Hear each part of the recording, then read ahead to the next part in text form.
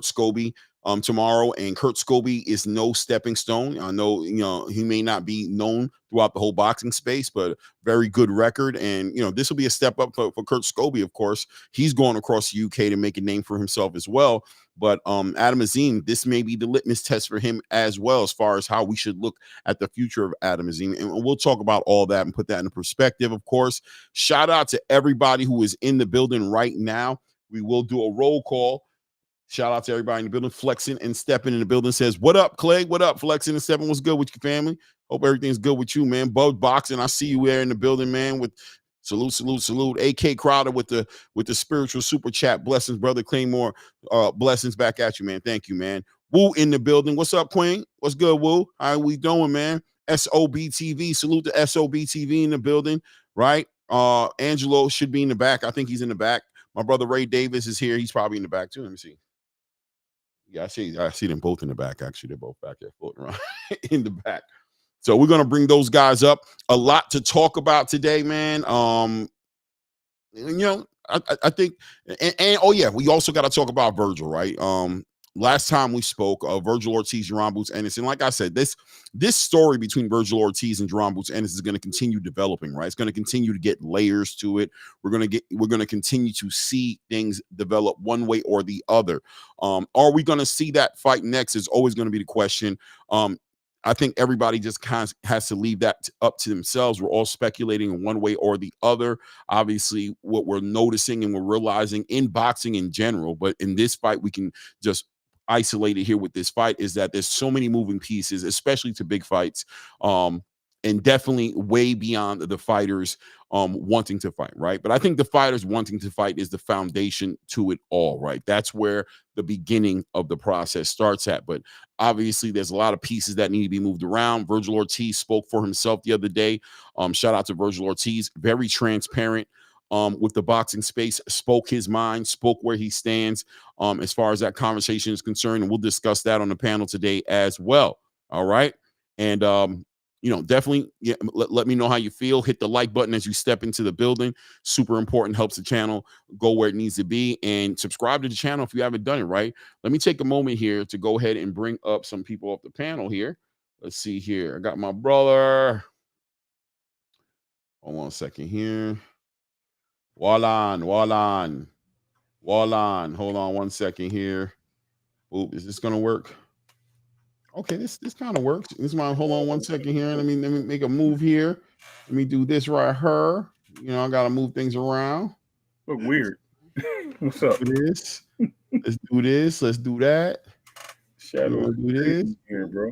Do this. We're all just playing around with everything, Ray. Yeah, I've been working on this new overlay. I've been working on this new overlay. You know what I'm saying? I'm trying to see how this is gonna work here. Hold on one second here. Crazy, man. It's like brighter on this side. It's crazy, whatever. Yeah. That looks good right there. Hold on a second. There you go. Oh, I thought there's one Clay where you could do all three of us like vertical, all three being vertical. That works too, right there. If you want that. Yeah, I don't see the vertical all three. I don't. Yeah, it's cool. Good. Hold on. Yeah, no, this is about as good as it's gonna be right here. Salute to you guys, man. Salute to Ray and Reyes in the building. Clap it up. What is good? I got these headphones on today, man. I'm gonna pick one off, man, because it feels kind of weird. It completely takes away all the noise in the room, and it's like I kind of feel weird. Like I'm talking. Really? But it's like I feel weird in the room. You know what I mean? So I took one off the ear right here, so okay. I can. I like the headphones. Yeah, for sure. Am I coming in as clear as I've always come in? Yeah. No, you're great. So, what does this sound like? Better. Put a reverb. Yeah, that's a lot of It don't sound good, right? It's fine. That sounded terrible. Yeah, I'm about to say, he said it's fine. Look at Ray Davis trying to set you up for the wet up. Said it's no, fine. I didn't. I said it has reverb. And you said it's good. I said it's fine. I didn't say that it was like, okay, It's good. Like shout out to Reyes Boxing, keeping it 100 with the kid. He's like, nah, bro, that shit's trash. Don't do that again. I said every Yeah, word. yeah. I'm saying it's fine. Like You know, because what in my headphones it sounds good, but I don't know how that one sounded like machine guns. Yeah, that was doing pretty cool. extra, bro. That's Was all. it clear? It's clear, but just that was clear machine gun. Yeah, you just shot him up. How about this now? That's a little bit better. I mean, it sounds like an explosion. It has that after effect, like it's coming through. Yeah, it's like it's doubling up. That's what Ray is saying. Is it's like muffled. But it's like a muffled explosion. On, I don't understand why it sounds. He said sounds okay to me. 2 cents and shorten that drop. I don't know. It is what it is. It's because a little loud. Reverbing. It's coming through the headset and the microphone. That's why. Okay, I don't know. Yeah, Ray might be right. That might be it. It is what it is, man. Salute to everybody in the building right now, man. I know we creeping in and everybody's moving around. There's so many things going on in Space Mountain, but it is fight weekend, right? We're going into fight weekend. We've got the Conor Ben Chris Eubanks situation coming to a head now, finally, right? We get to put it to rest. I had put some pretty cool things up here, but I don't think it works with us on here. Let me see here. I did this right here. Go ahead and give it a try, man. You know what I mean? That looks cool. I mean, that looks cool. That's what I was saying is I think you can make it to where all three of us are vertical, and then it'll look good. Yes, there you go. That's what I was trying to say before, bro. Too many buttons. It's too many buttons. It's too many. Don't push the red one, Clay. That's all. It's too many buttons. Don't push the red one. Yeah. That is what it is, right? So, man, listen, man, we're going into this weekend. Great fights on this card. You know, this is a UK card, right? At the end of the day, I mean, so you either know or you don't know. It's a global boxing card, huh? It's a global boxing card. The reason I say it's a UK card is because I'm speaking to the fact that most of the people who probably watching content here in America, right here today at least, are probably more familiar with the American-based boxers, right? So this card is a UK-based card, right? It's a card out the UK. The biggest stars or some of the biggest stars in the UK going to be on this card. And I was going to say it's an opportunity, right? It's an opportunity for people who are just watching boxing in a very real local way to broaden their horizons and see fighters across the water and great fighters, by the way. I think this is a really underrated undercard. I mean, what do you think, Angel? Am I crazy? No, I think this is an amazing card. Like, period. If you guys love boxing, like don't pick names, don't just straight up, you love the sport of boxing. This card from top to bottom, including the free YouTube portion of the card, is an amazing card. The free YouTube portion has Mickey Talon, who I got to watch here live in Las Vegas at the Fontainebleau during the fight week when Turkey Al-Sheikh was giving out the free fights. Mm-hmm. Mickey Talon was a part of the free fight portion on that first Wednesday, right, at the Fontainebleau. And he's a great talent at 112 pounds. Good power, good technique. But the guy he's fighting from Saudi or from the Middle East, that guy's no joke either. Even though he's got 2 losses, people keep forgetting that the Riyadh space and people training there now, they're getting real coaches like Abel Sanchez, and Roberto Duran comes in and helps people out. So there's Riyadh, I think themselves is trying to be the next Mexico in terms of we're going to bring up the sport of boxing in our country also. Right, we're going to take Saudi Arabian fighters and Middle East exactly in the conversation. Yeah, right. Because let's keep it real, man. We're not going to see a lot of Saudi Arabian NFL players.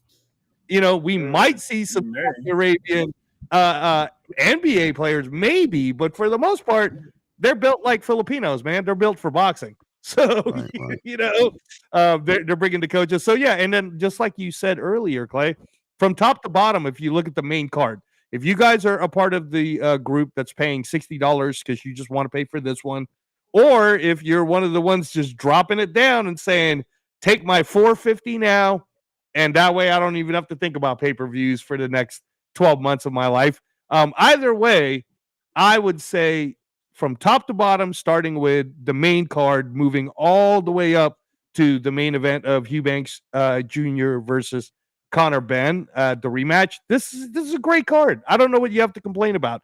Kurt Scobie's getting a chance to fight Adam Azim. Adam Azim's a great talent over there in the UK. They're trying to push him as the next Prince Ahmed type. Right.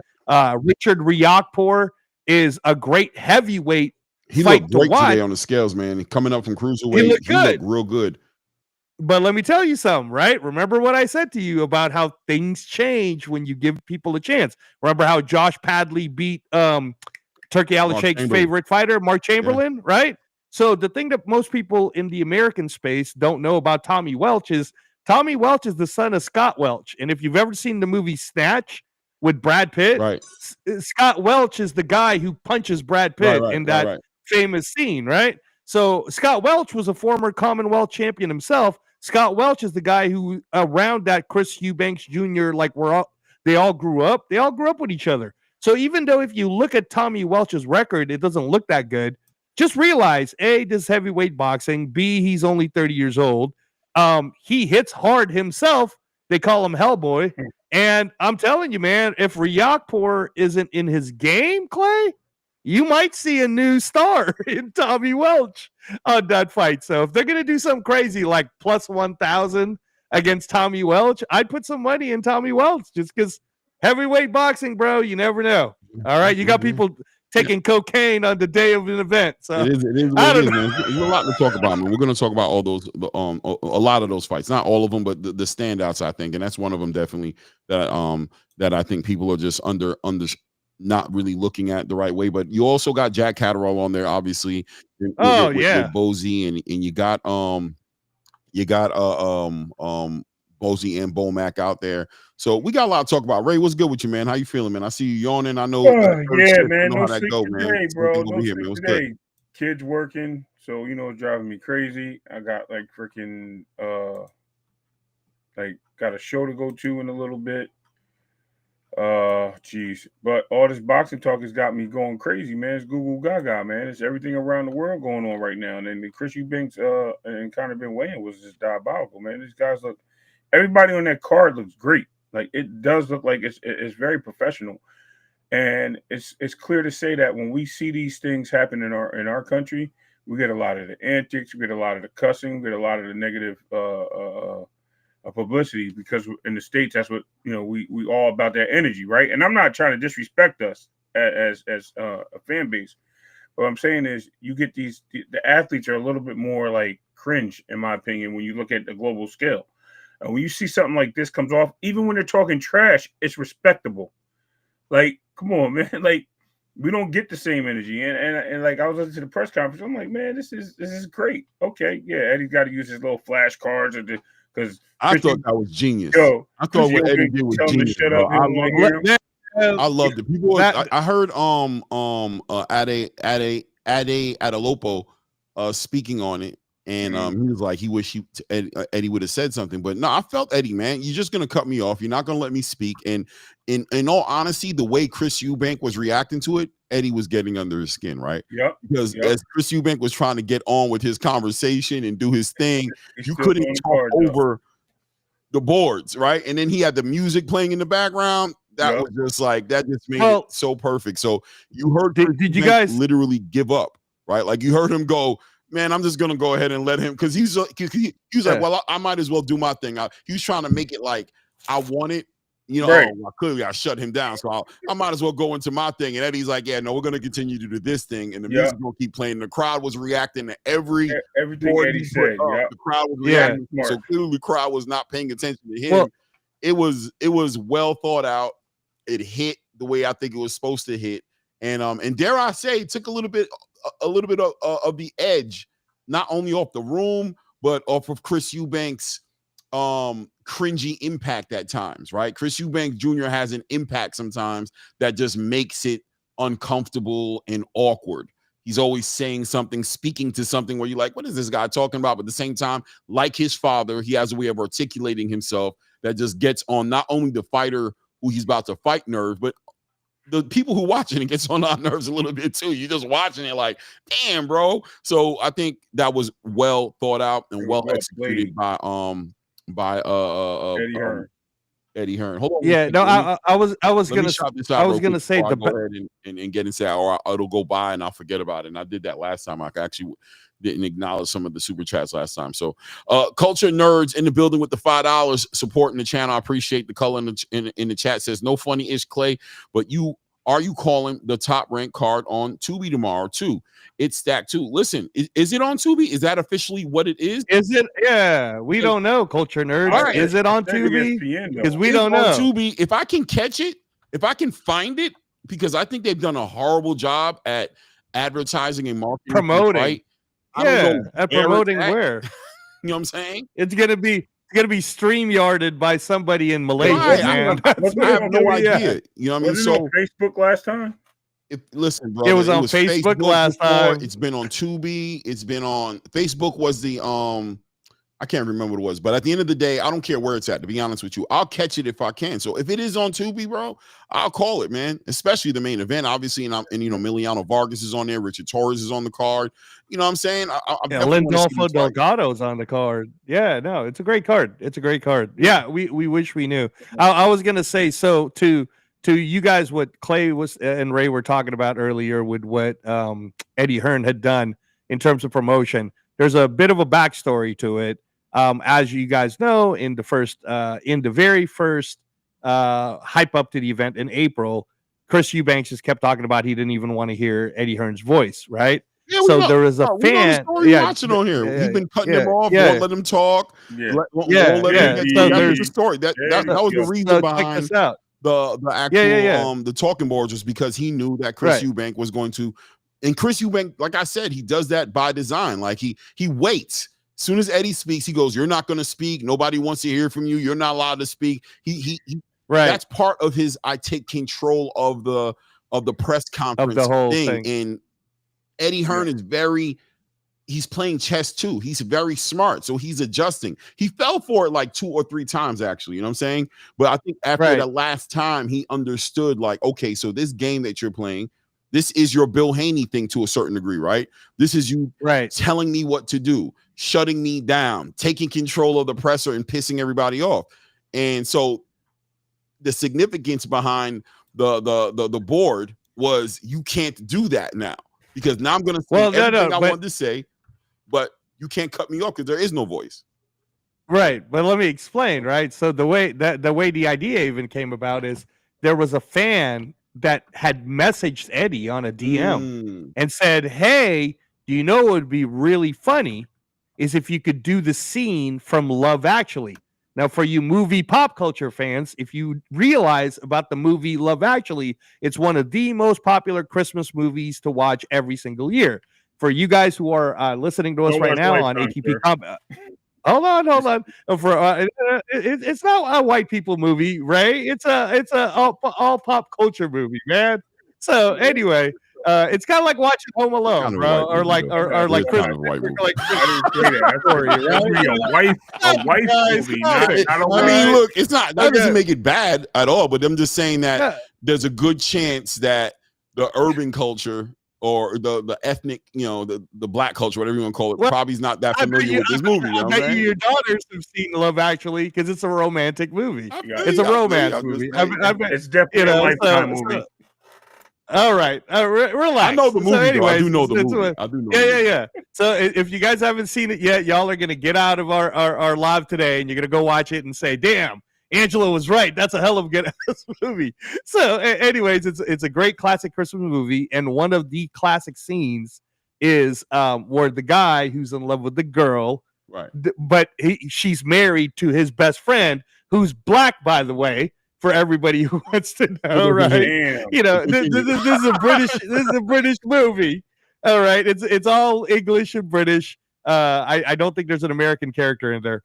So, anyways, he's always been like in love with her, but never wanted to say it. So on Christmas, he holds up the cards, and that's what it is he rings the doorbell, and then he's communicating with her through the cards because he didn't want to have his best friend hear him say to her, "I just want to let you know, because it's Christmas and we're supposed to tell the truth in Christmas, that I love you." And that's what you're supposed to do. So that's why when Eddie Hearn held up that card that said, but because it is Christmas and you're always supposed to tell the truth on Christmas, Conor Ben's gonna whoop his ass or something like that. Right. No, So- it hit, so, man. yeah. It hit. I thought it was a good. I laughed my ass off watching Bro, it funny. because I appreciated the thought that was put into it. I don't know if a lot of people, and you could tell, by the way, the whole room appreciated it. Like everybody in the building appreciated it as much as Chris Eubanks Jr. tried to take away the value from it, and like, this is pathetic. And the room was like, no, it's not. It's actually hilarious because you're always fucking with him, and we know exactly where that's coming from and why he's doing that. And that is hitting, bro. I don't care what you said. You can't take it away, man. And it was part of the energy in the room. But I mean, another addition to the panel was definitely was Chris Eubanks Sr. was sitting there on the stage, right, being himself, right, awkwardness, being himself, right. Chris Eubanks was up there. Bomac up there? Yes. Bomac was up there. He was. And of course, we got Conor Benn and Nigel Benn and his trainers were up there, and Eddie Hearn, everybody was up there. A lot more civil, less drama, and more just decent, like, marketing for the fight, right? It was decent. There was some pleasantries, I think, that were going on up there that was just kind of refreshing to a certain degree, because remember how tense it was last time. But that being said, it's going to translate into something tomorrow. Tomorrow night is about the adjustments. We know that. It's about the 13th round, right? These guys have spent 12 rounds with each other. They've gotten the feel of each other. A lot of moments in that fight, there are arguments in there to say that Conor Benn probably hurt Chris Eubanks way worse than Chris Eubanks could hurt Conor, right? Like, Conor, although Chris Eubanks won the boxing match, arguments there to say that Conor Benn won the fight, right? Just based off of Eubanks having to go to the hospital. We remember the picture of Eubanks flexing and his jaw was like swollen like this. That's why the rumors are circulating that his jaw was broken. You know what I mean? Conor Benn put hands and feet on that boy. And but Chris Eubanks at the same time showed out and did his thing. This one right here is going to be about the adjustments, right? So what are the differences going into this fight that you are anticipating seeing at this point? And Chris Eubanks looked great, by the way, at the weigh-ins. Well, the first difference you could already see. Shout out to my brother to hang out. My bad, Johnny. What's good, family? Go ahead. Hey, Johnny, what's up, man? What's up? So, first thing that you already see is Conor Benn looks good. He actually, and the back end of the story is earlier this morning, or the early weigh-ins where they have to weigh in so that they don't go over a certain weight limit. Because remember, that's on the contract. You can't go over above a certain weight limit. Right. So on fight night. So when they did it, it looked like what Eddie Hearn was saying is that Chris Eubanks Jr. during that pre-weigh-in weighed in at 165, but Conor Benn weighed in at 167. And then when you saw them do the weigh-ins today, they're both 159. But the way Conor Benn looked at 159, he looks like a 160. Like his back is all wide, and he looks like he's carrying the weight well. The question's going to be, will that diminish his speed? I don't think it's going to be a timing thing. But like I told you guys, man, I'm the only one in this panel that picks Conor Benn to win this, and I told you that. Not only will Conor Benn win, he'll get a knockdown at some point. If it goes to decision, hopefully he doesn't get robbed. But if I was going to pick somebody to stop someone, I'd be picking Conor Benn to stop Chris Eubanks. To you guys' point, though, Chris Eubanks has Bomac, and Bomac's a hell of a coach. So we'll see. But they look great, Clay. Looks great. Looks 50-50 to me. Yeah. So, what do you think, Ray? Oh, he's saying, hold on a minute. Okay. Yeah, my son, my son jumped in here and was like, "Yo, Dad, let me get some money for the DAZN pay-per-view." No, he wanted to watch. He went to Tubi channel. No, I'm just kidding. Oh, okay. Actually, it is on Tubi, by the way. I seen something about it being on Roku and Tubi. Okay. So I'll be catching on Tubi. Do we have? It says Roku channel, Tubi, and Vizio, presented by Tubi and Vizio. So do we have to add it to our TV now? I mean, is that I got how it it works? in here. I just got to open I think it up. all Roku channels have Tubi for free. Yeah.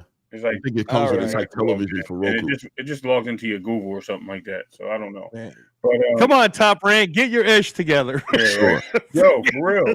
Like, bro, they got like 20 different networks, bro. But it says something on ESPN, something they were going Knockout. Yeah, the ESPN Boxeo and ESPN Knockout It's also supposed to Something like be that. on Yeah, knockout. Telemundo. Yes, I yes, don't yes. know. I don't know. They're all over the place Oh, with man. this. So anyway, my take on it is, man, listen, you watch these guys in the ring, you watch these guys all line up. Actually, Clay, did they do the weigh-in already? Never Yeah, mind. they did the weigh-in. I just watched the No, no, weigh-in. no. Yeah. I mean Espinoza and Calgin. Oh yeah, I'm not sure. Yeah, I think I'm watching it now, but don't worry. Anyway, um, they just, bro, it's typical. And I think on the other hand, of kind of been looking great, it's kind of been going to be too big because last time he looked great at that weight, right? He fought Pete Dobson, and he looked terrible. You know what I mean? That like he came in heavy, he looked sluggish, he looked slow.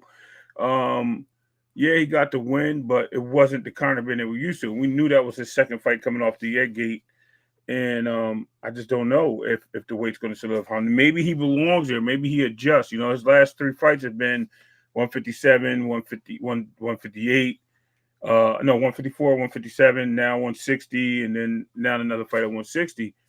Coming in on par is good. I think our brother Chris Eubanks is actually good where he is. I mean, we got to remember Chris Eubanks is only 2 fights removed from 160. You know, he moved up. He had his 2 fights at 160, 165. He came down and he fought again at 160. He kind of missed weight a little bit because his body wasn't used to it. Now coming off a fight at 160, and he had time to acclimate and the extra time because they pushed the fight back, gives him more time to get his body set, his mind mental, his strength in place for losing the weight. I didn't think he looked weight drained or anything like that. He looked pretty good coming up there, pause on the good looking stuff. But it looks like he's ready for some action as well. And I think if they have to put that Oh, Oh, he froze. yeah, He froze. Ray, Mike. Hey, everybody, take a picture of that. It is what it is. Listen, I'm gonna touch base on it, man, because you know me, I'm Mr. Perspective, right? I'm Mr. Yes. Perspective, bro. And the intangibles to me in this fight are a few things. Number one, Conor Ben's emotions is can he remove them to a degree, right? But at the same time, you know, it's interesting to sit there and ask Conor Ben to let me take him on because he's gonna be a distraction at this point, looking that way. Yeah. You know what I'm saying? At this point, your face sitting there, it's kind of now you're just kind of like in the way a little bit, right? Now you're there. Bro, it's so crazy because I watched Angelo freezing up when he was talking. It's like whoever got the mic, he freezing up. It's crazy. Yeah, no, but you were like frozen, like you I were know. I locked said, I in was there. like, "Yo, am I talking?" I'm like, it was a legitimate distraction. As I was talking, it got to the point where it was like, okay, I got to get him off the screen because it's just he's just like. It's just like, I gotta focus right now. I can't do this right now. You know what I'm saying? He'll come back when he's ready. But that's crazy. But I yeah, think no, that, go ahead. I mean, pretty much I said what I needed to say anyway, so it's all good. Okay. So I think the intangibles, one of them is Conor Ben's emotions, right? He has to get the emotions out of there. But at the same time, guys, I don't know how you feel about it, but Conor Ben's emotions is part of his game. It's part of it brings to the explosive energy he brings to the ring. It brings all those intangibles that make up for where he may fall short on boxing skills, quote unquote, right? Like I still think he's a skillful fighter, you know what I mean? But without a doubt, he started a little bit later than some of the, you know, Shakur highlighted a little bit in their little face off on Ari Helwani saying, "How long you been boxing?" He's like, "Oh, you know, since like 16." He's like, "Yeah, bro, I'm gonna cook you, bro. I've been boxing since I was 7 years old," right? So where Conor Ben makes up for that is his emotions, is what he brings to the table right there. So at the same time, we're asking Conor Ben to, calm down. You were way too emotional in the fight with Chris Eubanks, but we still don't want him to leave it all at home. We want him to bring that emotion in there because we know that's part of his game, right? So that's one intangible. The other intangible, obviously, is the weight cut. I do believe that Chris Eubanks' last weight cut was bad. I think he mishandled it. I don't know if he waited till the last minute. I don't know what it was about the weight cut. And we all know that the weight cut in boxing is a skill within itself, right? You got the boxing skills, you know what I'm saying? But then you got that weight cut, which is a science to it to do it the right way. Because when you do it the wrong way, I always bring up Devin Haney because I think he's like the poster boy for bad weight cuts and good weight cuts, right? Because at one point you can say he did so well on the weight cut for him to compete at 135, knowing that he was way below where he's supposed to be at. You know what I'm saying? But he was able to compete at the highest level and become an undisputed champion at 135. Even when he looked crazy on the scale, he still found a way to perform. But we saw him with the Regis Prograis fight, go up to 140. We're like, oh, he's finally here. Look how beautiful he looks in the weight cut. Pause if you guys need it, right? But then we saw him go to his next fight with Ryan Garcia, and I personally saw him have a horrible weight cut. Raccoon eyes. He was up in there looking like Neo from the Matrix with the sunglasses, like he's trying to cover it up. But we know what that is all about, right? So the weight cut, it plays a part in it, and it looks like Chris Eubank may have checked the boxes on the weight cut. It looks like he may have that put together well. And then, of course, you have the addition of Bomac, and if you want to count it, the addition of Chris Eubank Sr., right? So way more confident. He has 2 kids on the way. He got twin boys on the way. I'm sure that I can only imagine how that feels. If I knew I had twin boys on the way, like that's motivating within itself. And you can see the edge off of Chris Eubank Jr. kind of not there like it was before. So he looks like his mind is more settled. He's got to be more comfortable knowing being in there 12 rounds with Conor Benn and bringing Bomac into the situation, into the equation, I think is very important, because I always tell you guys, I believe Chris Eubank has the aptitude, right, to process what a Bomac would bring to the table. I always said that, like, that is always one of the biggest things I think may have been an issue with Ben Davidson and Anthony Joshua. Just a little bit, just to say that Ben Davidson is a genius in his mind. He's great at reading tapes. He can put together a strategy together, but the fighter you're training, you want to know can actually execute the game plan that you're giving him. Sometimes it's just above their pay grade, and you see the difference between Ben Davidson and Anthony Joshua, and let's say Ben Davidson and Moses Atama, who's able to completely execute Ben Davidson's vision, and you see how unstoppable he looks, right? So Bomac has a student in front of him in Chris Eubank, I think, who can process and metabolize all that information into something that manifests into a significant change in the way he approaches the fight tomorrow. So those are the 3 intangibles I think that are there, right there for us to look at, and I'll be looking to see how they look inside of the ring. That being said, I think I said it before, and I'm going to double down. I got to go with Chris Eubank on this one. I think he can box and put Conor Benn at the disadvantage. And I'm going to be real with you. I think the lack of emotions, and for me, if Conor Benn removes the emotion, what you're going to see is a Conor Benn who is going to be trying to outbox Chris Eubank.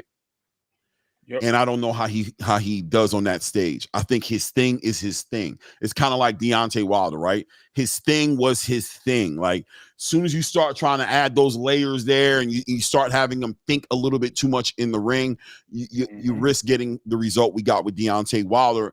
But I still think it's going to be a close fight. But that's what I'm kind of envisioning. This Conor Benn who's boxing, and this Chris Eubank who's like, you shouldn't have done that. And Bomac, a genius, I think is just going to set him up.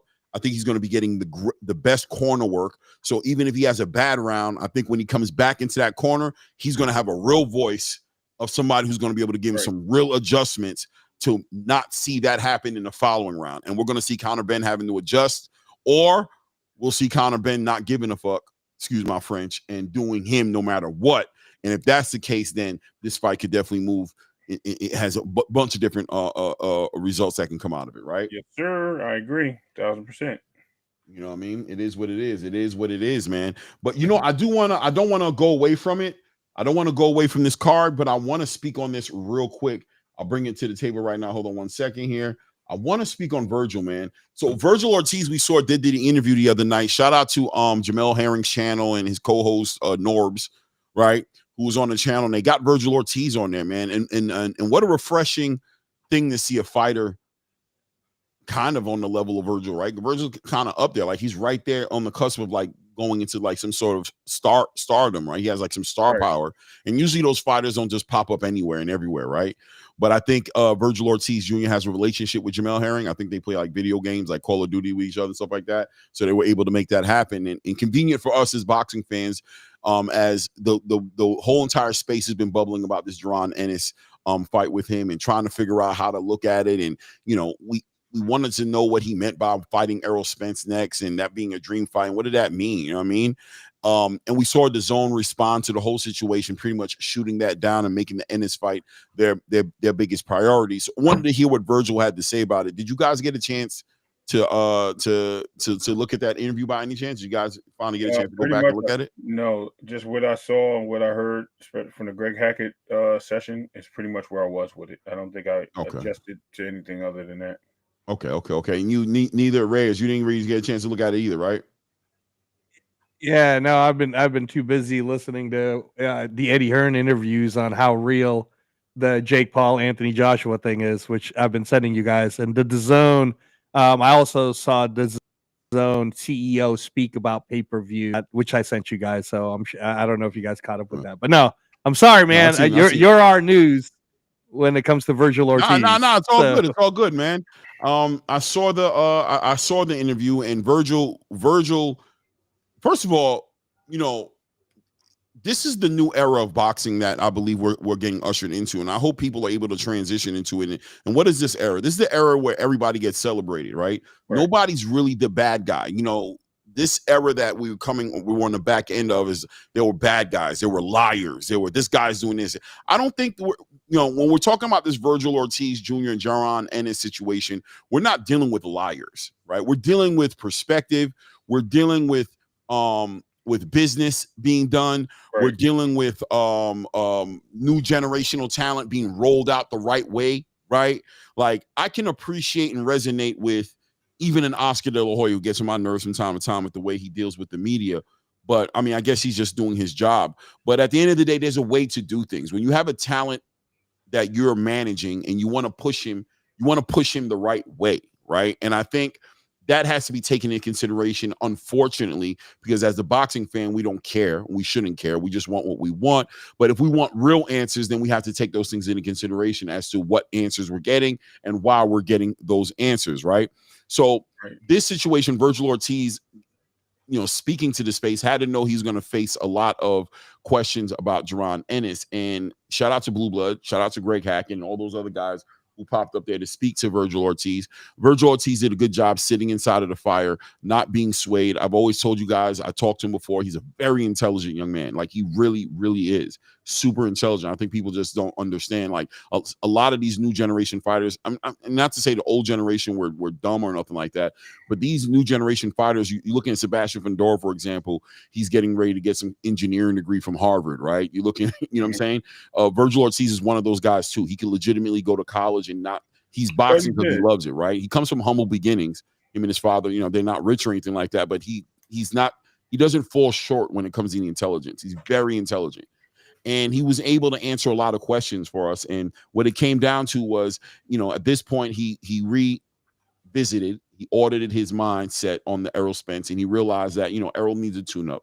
He confirmed that. Like, I want him to get a tune-up. He understands. He doesn't want to fight an Errol Spence coming off of that kind of performance, coming off this kind of layoff. That's not what he wants. He says he wants Jaron Boots Ennis next. He says that if it were up to me, I want Boots next. And I thought that was significant, which is why I put it up there. He said, if it were up to me, I want Boots next. I want to emphasize on the if it were up to me, right? Clearly, he's acknowledging and telling everybody that, I've got no issues with fighting Jaron Boots Ennis next. Matter of fact, that's the fight I want to fight, because as much shit has been talked around this whole entire fight, that is the fight I want. But what do you guys, when you hear if it were up to me, where are you at on that angle? Is that fair? Is that real? Is that circumstantial? Should he do so? Should he not be? Yeah. Should it be up to him? I guess is the question. Yeah. Well, you remember when we were at the hangout spot, right? With Johnny, and Brian Norman Sr. had to come, wanted to come in and address what I was saying about how fighters move. Remember how Brian Norman Sr. kept trying to tell me that at the end of the day, it's about whatever the fighter wants? Right. Well, you just heard Virgil Ortiz say the very thing I've been telling everybody, which is, if that shit was true, and if it really is up to the fighter, then sounds like Virgil Ortiz is making up excuses as to why he won't fight Boots Ennis next, right? If it's what I was saying, which is there's an entire team behind you in boxing, right? Like, you're the one that's in the ring, but there is a whole, like, boxers don't make the greatest financial planners at times. You know what I'm saying? Right. And if you're the fighter and you're the athlete, you got to put all your focus into fighting and being the athlete let everyone else do their individual jobs, right? Right. So if he's got Rick Meridian in his ear and he's got his dad in his ear and he's got Oscar in his ear, and they're all saying, all right, man, if you really want to fight Boots Ennis, we can take the zone deal. We are just advising you that if you do it this way, in 2 fights, you could have a world title shot. Boots doesn't have a world title. So ask yourself that question, Virgil. Why fight him now when you could fight him later? Now, Blue Blood was talking to us about that yesterday, where he was saying, don't you think this will marinate and it'll be better? And my point to it is, it'll only really get to a Pacquiao-Mayweather level or that type of a level if these guys start fighting on free television, accessible television, not the zone, man. One of them's got to fight on a Netflix or something, because I love Boots Ennis. He's still not as well known in the United States like he should be. Because Boots Ennis to me is already at 35-0, right? Or 35, 31 knockouts. People should be talking about him like he's Roy Jones Jr. And if I go across the street at Starbucks in Las Vegas, more people know about a UFC fighter than they will about Jerome Boots Ennis, which is sad to me. Now, I realize Eddie Hearn's trying to fix that problem.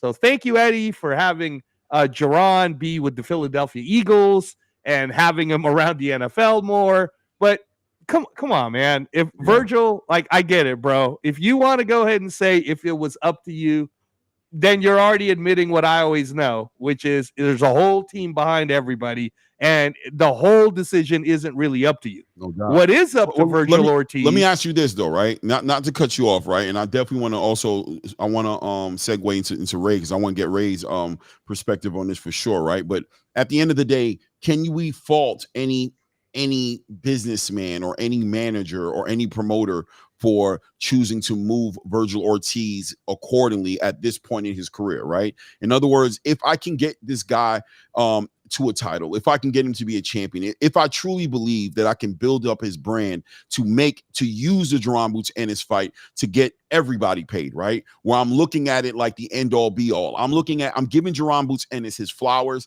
I might not be saying it on microphones when I'm speaking about how talented I really believe he is, but I really understand that the magnitude of this fight is, we can give it to the fans this way right now, right? But in all reality is, if I can build up my fighter, which I'm seeing a way to do it, right? I'm building a relationship up with Mauricio Suleiman. We're close. We're right on the cusp. Sebastian, we don't know what conversations go in the background. We haven't even heard an announcement on Sebastian Fundora versus Keith Thurman happening anymore, right? We just anticipating that that's what we think is going to happen, but we haven't heard that it's actually going to happen.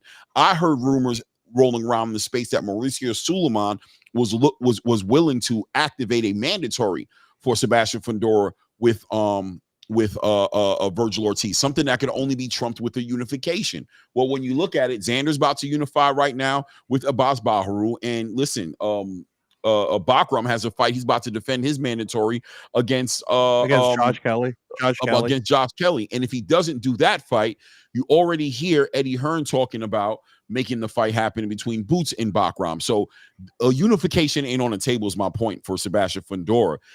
There's a good chance that the next fight for Sebastian Fundora may very well be Virgil Ortiz, right? If the managers and the promoters are working it correctly. So can we fault and should we fault the politics of boxing on this one, the business of boxing on this one, to the point to where we hold it against them? Can we not resonate with good strategy, with chess being played with a talent like Virgil Ortiz Jr.? Yeah, no, and I'll make my answer short so Ray could go on this one, but it disrespects the idea of boxing when you somehow believe your fighter is going to automatically win, right? Because that's my whole thing is, okay, yes, guys, go ahead and try to quote unquote let this marinate. But at the end of the day, 154 pounds is a killer division. So I don't know if Spence doesn't beat Virgil Ortiz and derail that entire thing. Right? Well, no, the Spence fight is off the table now. But I don't know. I don't know that. I mean, my pick is if Virgil Ortiz fights Fundora, he'll knock out Fundora. That's my take. Well, that's but I what I'm don't saying. know. Let's take it piece by piece, right? So what I'm saying to you is, can we fault or should we fault management and Oscar De La Hoya if that's what's working in the background? If what's actually working in the background is a fight with Sebastian Fundora. Like I said, the Keith Thurman Sebastian Fundora fight has not been announced. It hasn't been. And all the fighters that were going to be on their undercard are on other cards right now. So they have to literally build up a whole nother. I'm gonna be real with you. I don't think that fight's gonna happen, right? But it very well may happen. But if it doesn't happen, right? Can we fault and should we fault the is that not the right move as a manager of Virgil Ortiz to make to put him to get him to a championship as soon as you can? So here we go with the if my aunt had a bleep, he'd be my uncle theory, right? It's the same thing. If what you're saying is true, Clay, and if you're saying that the Sebastian Fundora fight is next for Virgil Ortiz because there's a for real conversation happening, then I don't fault management for doing that, because getting the belt is now. That's what Boots is trying to do, right? But I don't think that's what's happening, man. Come on, bro. Okay. Clay, you know better than this, dude. Yeah, I mean, you're telling me I don't Fundora know better than right now. I'm telling you what I'm hearing in the background. I'm telling you. Oh my gosh, bro. Bro, I'm so tired of this crap. Listen, everybody, if Fundora really, it just makes me mad, man. Because if Fundora for real really wanted Virgil Ortiz, then that's the fight we should have seen. We should have seen Erickson Lubin against Virgil Ortiz. We should have just seen that fight. I agree. Okay, so no, I'm not at ATP Combat Media, man. I ain't lying to nobody. We're not lying to the people. But what happens? Fundora, I'm not saying you're scared. What happens? I'm saying what happens if Mauricio Suleiman initiates a mandatory? Hold on. If he initiates a mandatory, then what happens? Does Sebastian Fundora vacate that title? Oh my gosh.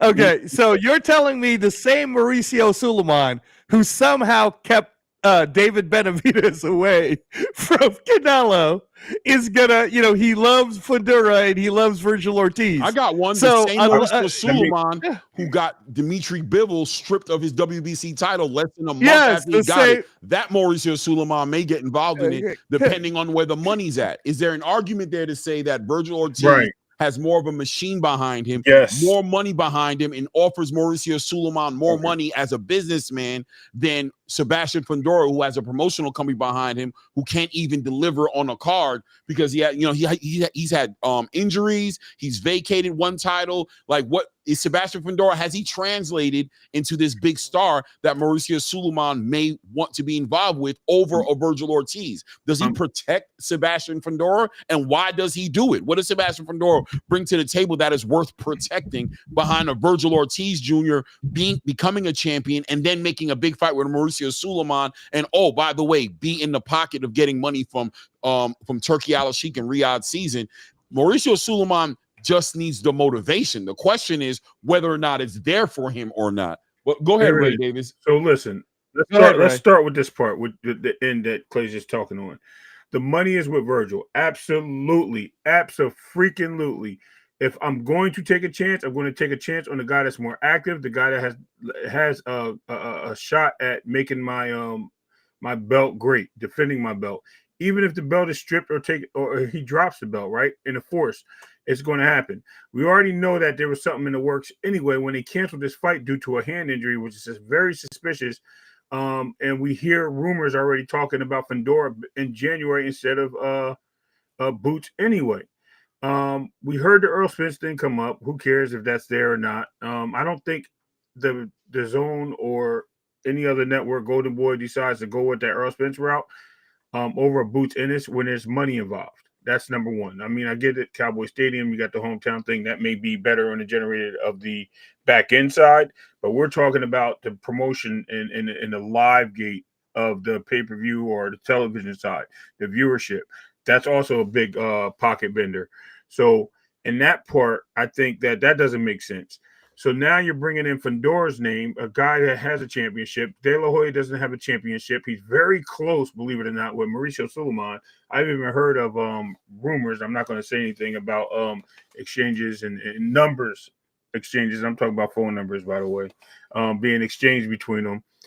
You can take that as you want for certain opportunities and fights to go on so they can actually move things in the right direction.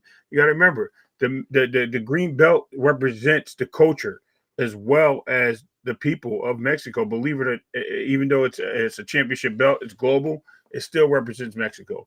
And what better opportunity you have to put that belt around the waist of another Mexican American again and have him represent that belt, especially someone like Virgil Ortiz, who did nothing but win and solidly win. The guy is like a 96% or 95% knockout ratio. The guy is tried, true, and true. He's looking like he's going to do everything he needs to do. I don't know who that is. Excuse me. Yeah. So anyway, I think that at the end of the day, we have to look at it in a real sense of why wouldn't that make sense? Now, do I think it's a good decision for the team? Yes, magically. Money is in the bag when that happens. They make that fight, that's more money, and they're going to generate it. At the end of the day, I land my plane on that part. I did want to answer your other question you had before this, Clay, but you got to repeat it. I don't even remember. I don't remember, but I want to add to what you're saying, right? Well, I think you were just talking about the management. Yeah. I want to add to this and say this, right? When we're talking about anything outside of Virgil Ortiz and Jerron Boots Ennis, we're talking about business. We're talking about money in, money out, right? When we're talking about Jerron Boots Ennis and Virgil Ortiz fighting each other, we're talking about boxing. We're talking about from a fan's point of view. We're talking about legacy. We're talking about the best fighting the best. And obviously that is what should be happening next. But if we're really trying to get to the bottom of what we think is going to happen next, then we cannot exclude Oscar De La Hoya, Rick Meridian. We can't exclude Mauricio Suleiman. We can't exclude the interim title that Virgil Ortiz has. We can't exclude Eddie Hearn. We can't exclude the Zone. We can't exclude anything outside of those fighters, because this has got to come together on the same page in order for this to make sense. Now, right now, Virgil Ortiz Jr. is a fighter that Oscar De La Hoya promotes and has vested interest in seeing him be successful.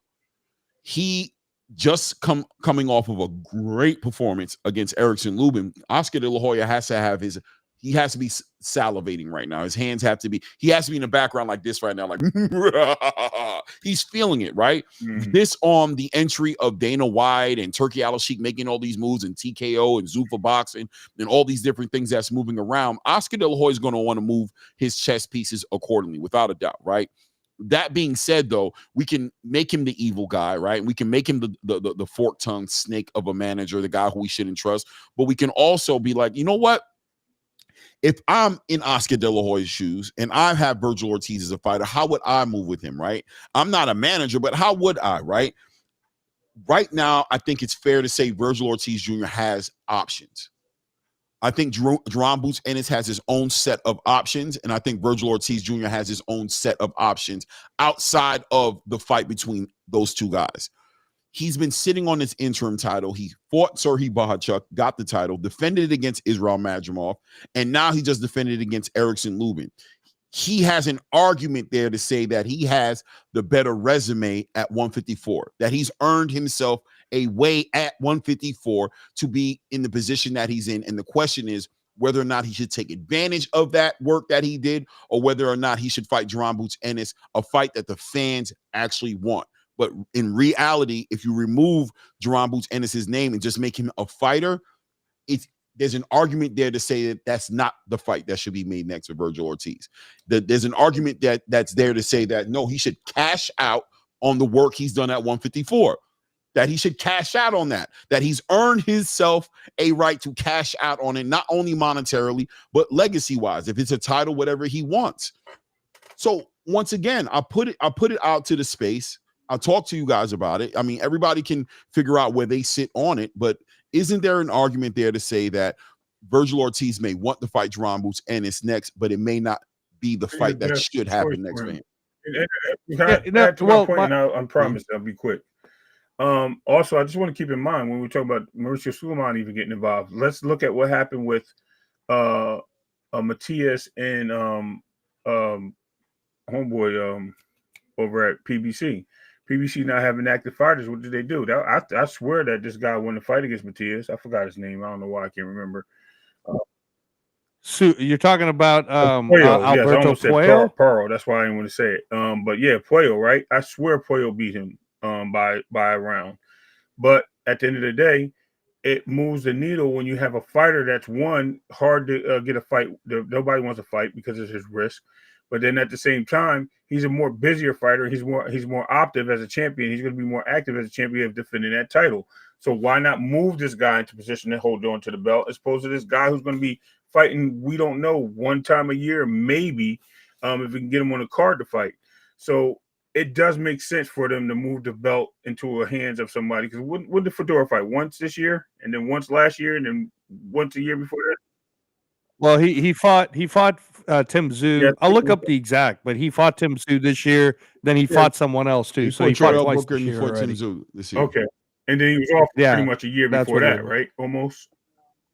Well, no, because Tim then Tszyu, he right. fought Tim So it was Tszyu, like a and then year. So it's yeah. been like 3 fights in like 2 years. That's crazy. Right. Well, remember he had the Tim Tszyu fight, and then he had that long layoff between negotiating with Errol Spence and between nurturing that broken nose that Tim Tszyu gave him in that fight. He had this like year layoff of just like inactivity. But my point is they're not active over there enough. We haven't seen them, you know what I mean, active enough. So I think Mauricio Sulaiman would get involved and make that point of moving the needle to try to get Virgil the title, a more prone champion that's going to take on fights and going to give more money to the bag, as opposed to having somebody that's just sitting on the title.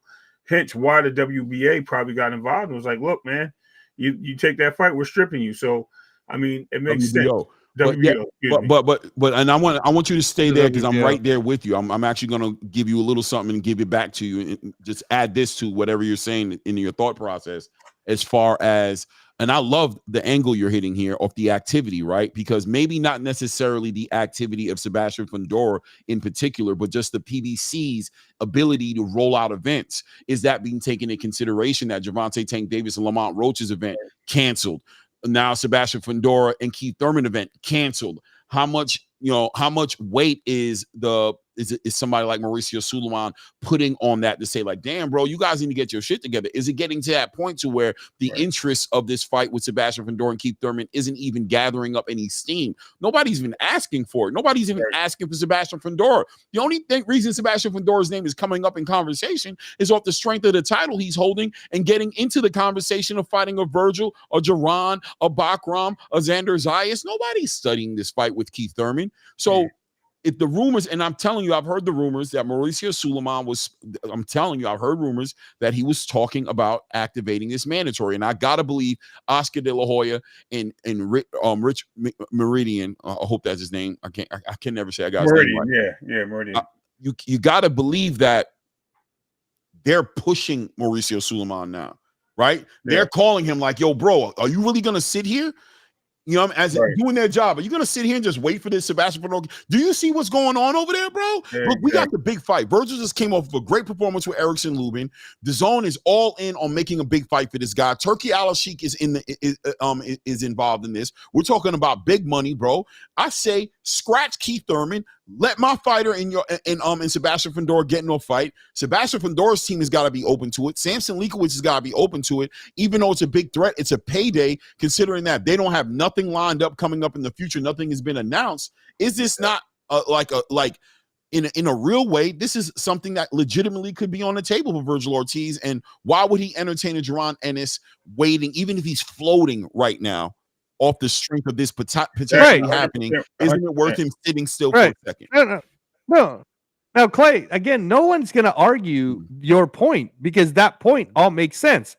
The only thing I'll argue is if that shit that you're saying is actually true, then why didn't Oscar De La Hoya or Eric Gomez or Virgil Ortiz's team already say that a few months ago before this whole Boots versus Virgil thing got built up? That's all I'm trying to say. It's like when Boots was saying, or when Eddie Hearn was saying, we went to the table at the Zone and we had a conversation and the conversation's real. It's very easy for Oscar to have gone, yeah, no, we had that conversation, but in all honesty, Boots isn't a champion. We're going after the championship. That's the one that matters to us. And we're working towards pushing Fundura and the W. You see what I'm saying? Be transparent about your but shit, they're not man. going to do that. You Be know that's not how it transparent. works. They're not going to do that. No, but that's what I'm trying to tell you. That's why I think it's all bullshit, dude. It's all sorry. Wait, so you think because bullshit. they won't say it, it's bullshit? No, they did say it. They did say it. Yeah. Did they say it, Ray? Now, I'm going to tell you, hold on. I'm going to tell you how he said it. He didn't say it in a ways of just exposing it and putting it out in the news. He said it in a way of you know what I mean?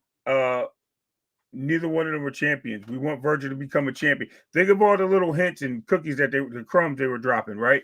Virgil needs to go fight for a title. He said these things in the course of building of this fight. He did say a lot of little nicks and nooks talking about Virgil getting a belt. You know, he says, you know, he deserves a championship.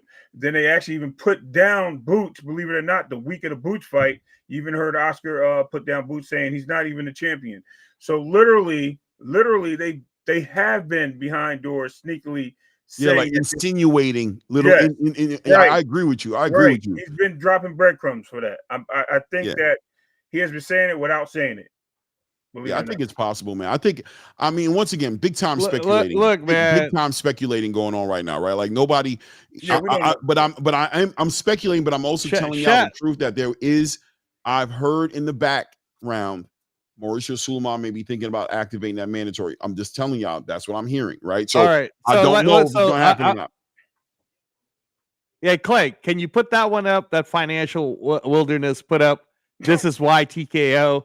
Yeah. Because shout out to, that's exactly my point. What Financial Wilderness says. This is why TKO will take over boxing. Yeah. That's what I said on this week's episodes. I'm like, all you guys are doing, the zone's making me pay more money. I was told it was going to be more accessible to me. Now I got to pay an ultimate package. All this shiz that they keep pushing us hardcore fans, we get it. Like even when I listen to the CEO of the Zone, I'm like, I get it, bro. You're a businessman and you're trying to hit your numbers on a global scale. So America, the USA is like, it's in your window, but not really kind of, as long as you're hitting your numbers globally, you don't care. So then we get screwed. The USA fans get screwed. You, Clay, Ray, me. But we're going to buy it anyways because we are in that hardcore space. But everyone who is a casual sports fan, they're not buying the Zone. They're not going to see Virgil Ortiz or Sebastian Fundura or Boots Ennis. And in the meantime, bro, Zuffa Boxing in January is going to roll out all these different fighters that I'll guarantee you in 12 months, casual sports fans will know who they are because it was consistent. There was no bullshit like, like what you're telling me right now, Clay. Do you think it should be? It's like, why am I creating an excuse for Virgil Ortiz? Right? You either are telling me you want to go ahead and get the world title. Boots Ennis doesn't have the world title. So say that to Jamel Herring. Hey, Jamel, I'd love to fight everybody. Everybody's on the table because I'm the best in the world. They got to come to me. But in order for me to be in that position, there's this one guy named Sebastian Fundura I got to beat. Now, if that was the way he spoke, but I didn't even listen to the interview. I'm just going off of what you and Blue Bud told me. But it sounded like Virgil was emotional in the interview, that he's upset, that maybe some people are telling him that he's scared or whatever. Like I said, I don't think Virgil Ortiz is scared of anyone. But all this is doing, Clay, is it's giving everyone a headache, bro. All right? Fundura, if you're the champ, then defend the title against your mandatory. Your mandatory is Virgil Ortiz. Why are we playing this stupid PBC games, dude? All right? This Thurman fight made no sense. And Virgil said in that interview as well that he was scheduled to fight Keith Thurman. And, that was the fight that was on the table for the winner of that fight, the fight against Sebastian Fundura. But, without a doubt, there was confusion from Virgil's side as far as why he's not fighting Sebastian Fundura. And I can tell you right now, he just didn't want to say it. There is no confusion. It's what it's been with the PBC. It's that same side of the street politics. It's what's making this sport watered down. It's what's keeping fans from getting into it. It's destroying the credibility of the structure of this sport, because at the end of the day, everybody knows that there's no way, in my personal opinion, and whatever anybody wants to say, that Keith Thurman should be fighting Sebastian Fundora over no damn Virgil Ortiz, who's sitting on an interim title and has fought Bohachuk for the title, defended against Israel Madrimov. And now, if you want to add to it, because you didn't even need this Erickson Lubin fight, but he done beat Erickson Lubin. Keith Thurman has beat a dude that they pulled up from 147 pounds to fight him at 154, and it was a no-name guy, whatever his name is, Bart Jarvis, or whatever his name is, Brock Jarvis, whatever the hell his damn name is. Brock Jarvis. It makes no sense that he's even in this conversation as far as while Virgil Ortiz is sitting there, right? It is what it is. I think Ray stepped out for a second. Yeah. No, but I mean, again, this is the whole point is, and you're making a really great, strong point, Clay, because you're speaking to two sides.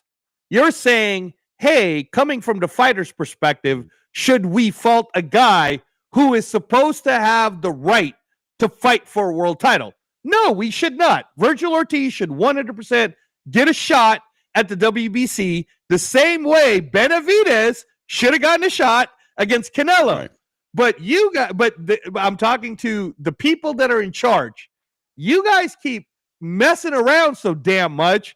You done let the best promoter in America get in the door. And Dana White's about to flip this whole thing around, y'all. And Dana White's about to be like, yep, Zuffa Boxing's a brand.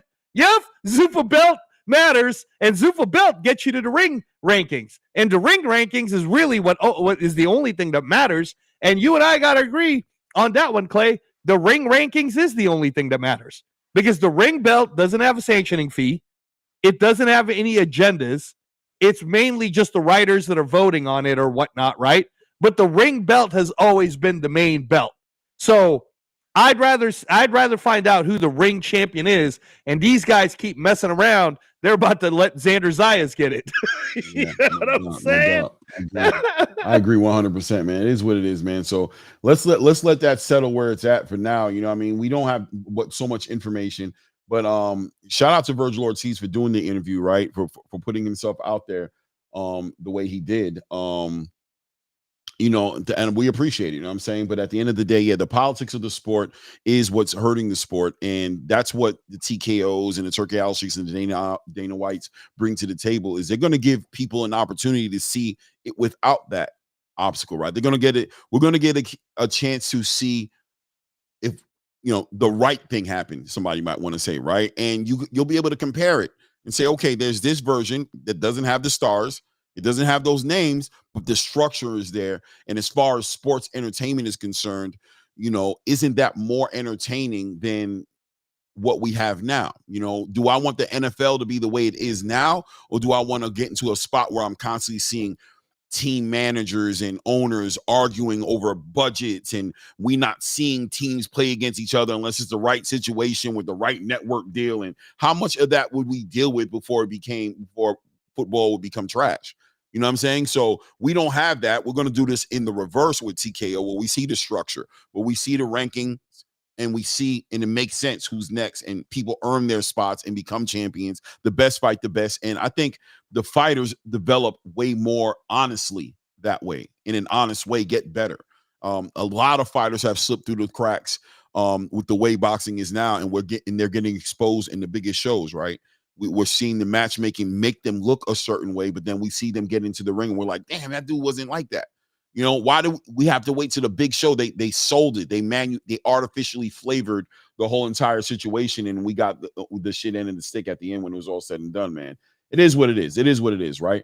I do want to go ahead and continue to move the conversation. Let's get into this undercard a little bit, right? Let's get into Jack Catterall. Yeah. You know what I mean? 2.0 that's going to be coming up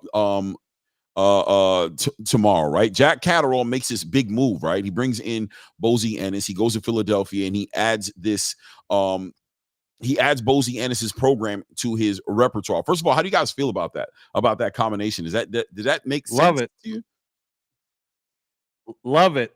Absolutely love it. Southpaw, mover, He's got good legs and pause, but you know what I'm saying, right? Sexy legs, Jack.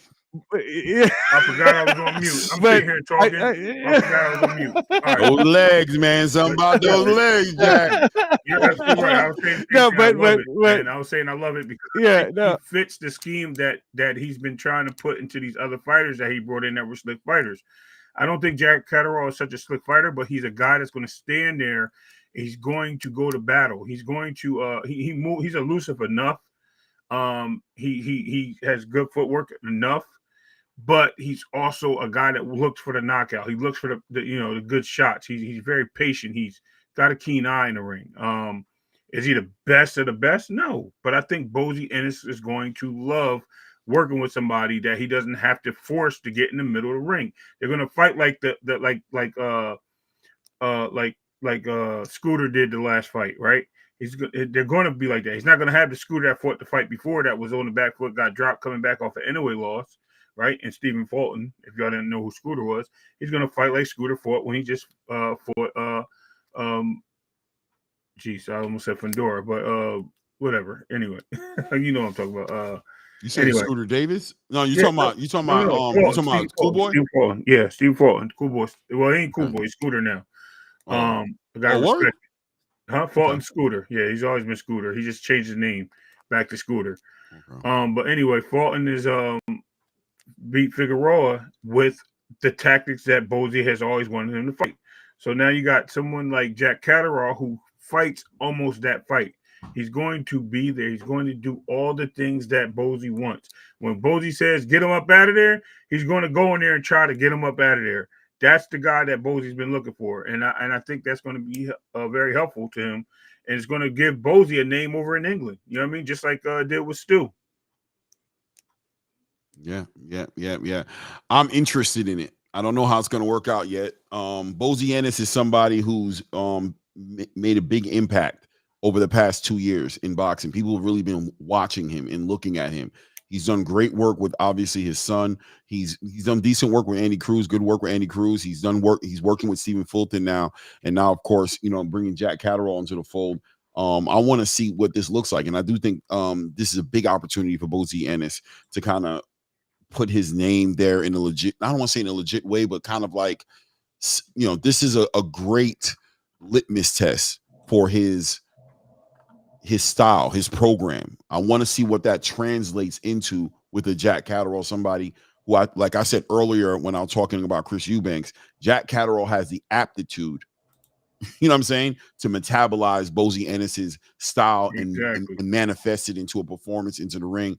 I want to see what it looks like. What Reyes, what do you think about the combination? Do you like the styles coming together? Yeah, no, I love that. Yeah, I absolutely love it. If you guys have really been paying attention to global boxing and the global boxing scene, Jack Catterall honestly should already be called the undisputed 140. People forget that when he fought Josh Taylor the first time, he got robbed, man. And Josh Taylor at the time, that was undisputed, right? So this whole they stripped him of one belt. Yeah. Well, all I'm saying is during Josh Taylor's peak and before Josh Taylor lost to the dude that ended up getting the belts from him, Catterall had beaten him first. And that's Catterall just being young and talented. Catterall's 32 now. He's had some fights now. He's had some experience now. And this is what I mean about Eddie Hearn being a good promoter. He has Boots Ennis. So I'm sure that at a certain point, between Bozy and his fighters, more and more people are kind of filtering to, maybe going to Philly and training in this American style is a good thing for me. Maybe it's kind of like how Kronk Jim used to be back in the day, right? So I think it's a great marriage. He's a southpaw, which I think is great. And I think Echo Usman is the perfect test because Echo Usman's 36. But at one point, before this whole Devin Haney got elevated to be the #1 mandatory to Brian Norman, Echo Usman was the #1 contender to Brian Norman Jr., right? He was #1. So they elevate Devin Haney, whatever. I don't care. I want to see that fight anyways. But Echo Usman is now #3 behind Alexis Rocha. But there are plenty of people at 147 that Jack Catterall could really fight now, right? Liam Paro's about to fight Paddy Donovan, who lost his chance at the IBF in January. So Lewis Crocker, dude, is sitting there for a voluntary defense that's coming up. How much you want to make a bet that if Jack Catterall beats Echo Usman, Eddie Hearn, who promotes both, are going to be like, oh, hey, and for a voluntary defense, right? Because that's the way Eddie kind of rolls, and that's a big fight. If you do Ireland versus England in Wembley 100%, or something like that, right? Oh my gosh, that would be huge for Lewis Crocker versus Jack Catterall. So this, again, to Ray's point, it puts Bozy Ennis, and it's a great title for Jack Catterall to have. That IBF it's title, a great title, rehydration clause, and everything. It's a great title for him to have. So he beats Echo Usman. You're not going to hear about him trying to fight Brian Norman Jr. anyways, or whoever the winner is. I'm sorry to say that. I meant whoever wins between Haney and Norman Jr., I don't think Jack Catterall is going to be the guy, even though he'll technically be close to being the number one contender at this point, right? I think that it's going to go towards the Lewis Crockers of the world, and until they work out what they're going to do with Mario Barrios and Rolly. But yeah, man, I think this is fantastic. And also, now more UK fighters are getting to see, hey, maybe we can go fly to the United States of America and train in Philly and train with Bozy. And you know what I'm saying? Like we saw Andy Cruz already doing it, right? Andy Cruz is about to fight Murataya here in Las Vegas in January. Y'all better come down for that or something. But that'll be a nice little fight for the IBF. So yeah, man, Clay, this is a great thing. I want to see American fighters going to the UK, working with their Ben Davidsons and Andy Lees and whatnot. I want these fighters to go study, man. Go study in these different universities of fighting. Don't get stuck. I think that a lot of times that's the problem with American fighters is they get stuck to one way. It's like, dude, go travel, right? Go do what Shakur's doing. Shakur was sparring like Cameron Vaughn and all these guys in the UK so he could get a feel for how they fight, right? How they move. So yeah, man, this is great, Clay. This is a great thing. I'm excited for it. I think it's a great co-main event. Absolutely. But yeah, just to double back on it, because I think Clay's researching it.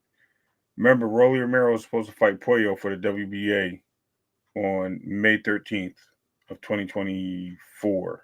And that was 2 weeks before Josh Taylor fought Catterall. Mm-hmm. So they canceled that. Yeah, they replaced him with Barbosa, right? No, yeah, exactly. He wouldn't have been undisputed. He'd have been unified. Yeah, right. Exactly. Right. Yeah, for sure. So another fight on the card here is this Adam Azim coming out of the UK, undefeated, 140-pound fighter, but probably future 147 pound fighter here. He has a decent record. What is Adam Azim's record at, by the way? Anybody? He's undefeated. I believe he's 13-0 with 10 knockouts. I'll look it up exactly. 10 knockouts, exactly. I'm looking at it right here. 13-0, 10 knockouts. A lot of people have been talking about this guy. His last fight he had against Sergey Lipinets, he was able to stop Sergey in the 9th round. He actually he's been looking very impressive in the ring, right? So Eddie Hearn, I'm sure, has a lot of vested interest in seeing this kid do something special. He's looking at the future of 140. He's looking at the Keyshawn Davises, the Teofimos, the Shakur Stevensons, all these guys that are there. And he thinks Adam Azim has a real good chance of making a decent little run at 140 and being one of those guys at 147. So he's going to do a big step up here. This one right here, going to be a real big step up for him. Kurt Scobie coming in, right? Out of I think he's from California, but he's fighting out of Pennsylvania. Who's Kurt Scobie work with? I don't know much about him. I've seen him. No, so I'll tell you what it is right now, since I know the end on this one. So Kurt Scobie was working with Hector Bermudez, who you've been on a panel with before. Right. So Hector Bermudez, if you guys pay attention, he's over there. He's the trainer of Rohan Polanco. Kurt Scobie with Hector? Yes, they're together. They were together today. They were together yesterday. You see him on the background at the weigh-ins. So Hector Bermudez is right there with Kurt Scobie. The thing I'll say about Kurt Scobie, and shout out to Hector Bermudez, he is one of the premier coaches out there right now. Kurt Scobie, honestly, coach, I'm just gonna keep it real, man. You had him fight that little tune-up in the East Coast, and it was at 147. He didn't look great.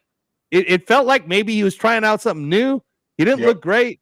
I know that Kurt Scobie probably didn't turn down this nice payday. And also, you guys have to remember that Kurt Scobie was a part of the Box Raw sparring event that was happening here in the U.S., and Turkey Al-Sheikh got a chance to look at him. So this is probably Kurt Scobie's biggest payday as to this point in his career to fight Adam Azim. The problem is, man, if Kurt Scobie fights the way he looked on his most recent fight, which you guys could find on YouTube, where he's fighting at like 147, I'm telling you right now, Adam Azim's going to eat him up. Adam Azim is absolutely going to destroy him. You're talking about Alex Martin. Yeah, right? Now, if Kurt Scobie uses the talents that he has and Hector Bermudez could give him adjustments in each round, then we could possibly be looking at like a Raymond Ford versus remember that tall Mexican fighter that he fought? I'm sorry, like a Nick Ball versus the tall Mexican fighter. Ray Vargas. Ray Vargas, right. It could be like that. Because that's the thing about Scobie. He's a lot more Nick Ball than he is a skilled, or in terms of a skill set. He's a lot more of a Nick Ball style than he is anything else. Adam Azim, though, man, he's the real deal. He's got good pedigree. And I'll tell you right now what the future for Adam Azim is, because it's been building in the UK for about a year. If Adam Azim beats Kurt Scobie, and if Dalton Smith beats Subriel Matias, that's the big British clash, is Adam Azim versus Dalton Smith. And everybody's been talking about that fight in the UK, especially for a long time. There's a rivalry already there. So yeah, man. But I mean, hey, you know what, Kurt? Go get your money. Go get your money and do your best, man. I hope you win. I hope you do well and upset the apple cart. I'm just, I'm doing the eye test, and based on what I've seen, if you're asking me to bet money, Clay, I can't bet on Kurt Scobie. Adam Azim is good, man. I'm glad you touched on that. I'm going to give you two options here. You can pick anyone you want. With a guy like Kurt Scobie, I think you have two things that happen and feel that people fail to realize, and it happens with most boxers. You either fight to your competition, or you come in the ring and you're fighting you're fighting your opponent that's making you fight their fight. And sometimes we fall for that. Sometimes we get in the ring and we're just not having our days, and we just go in there, but we do what we got to do, right?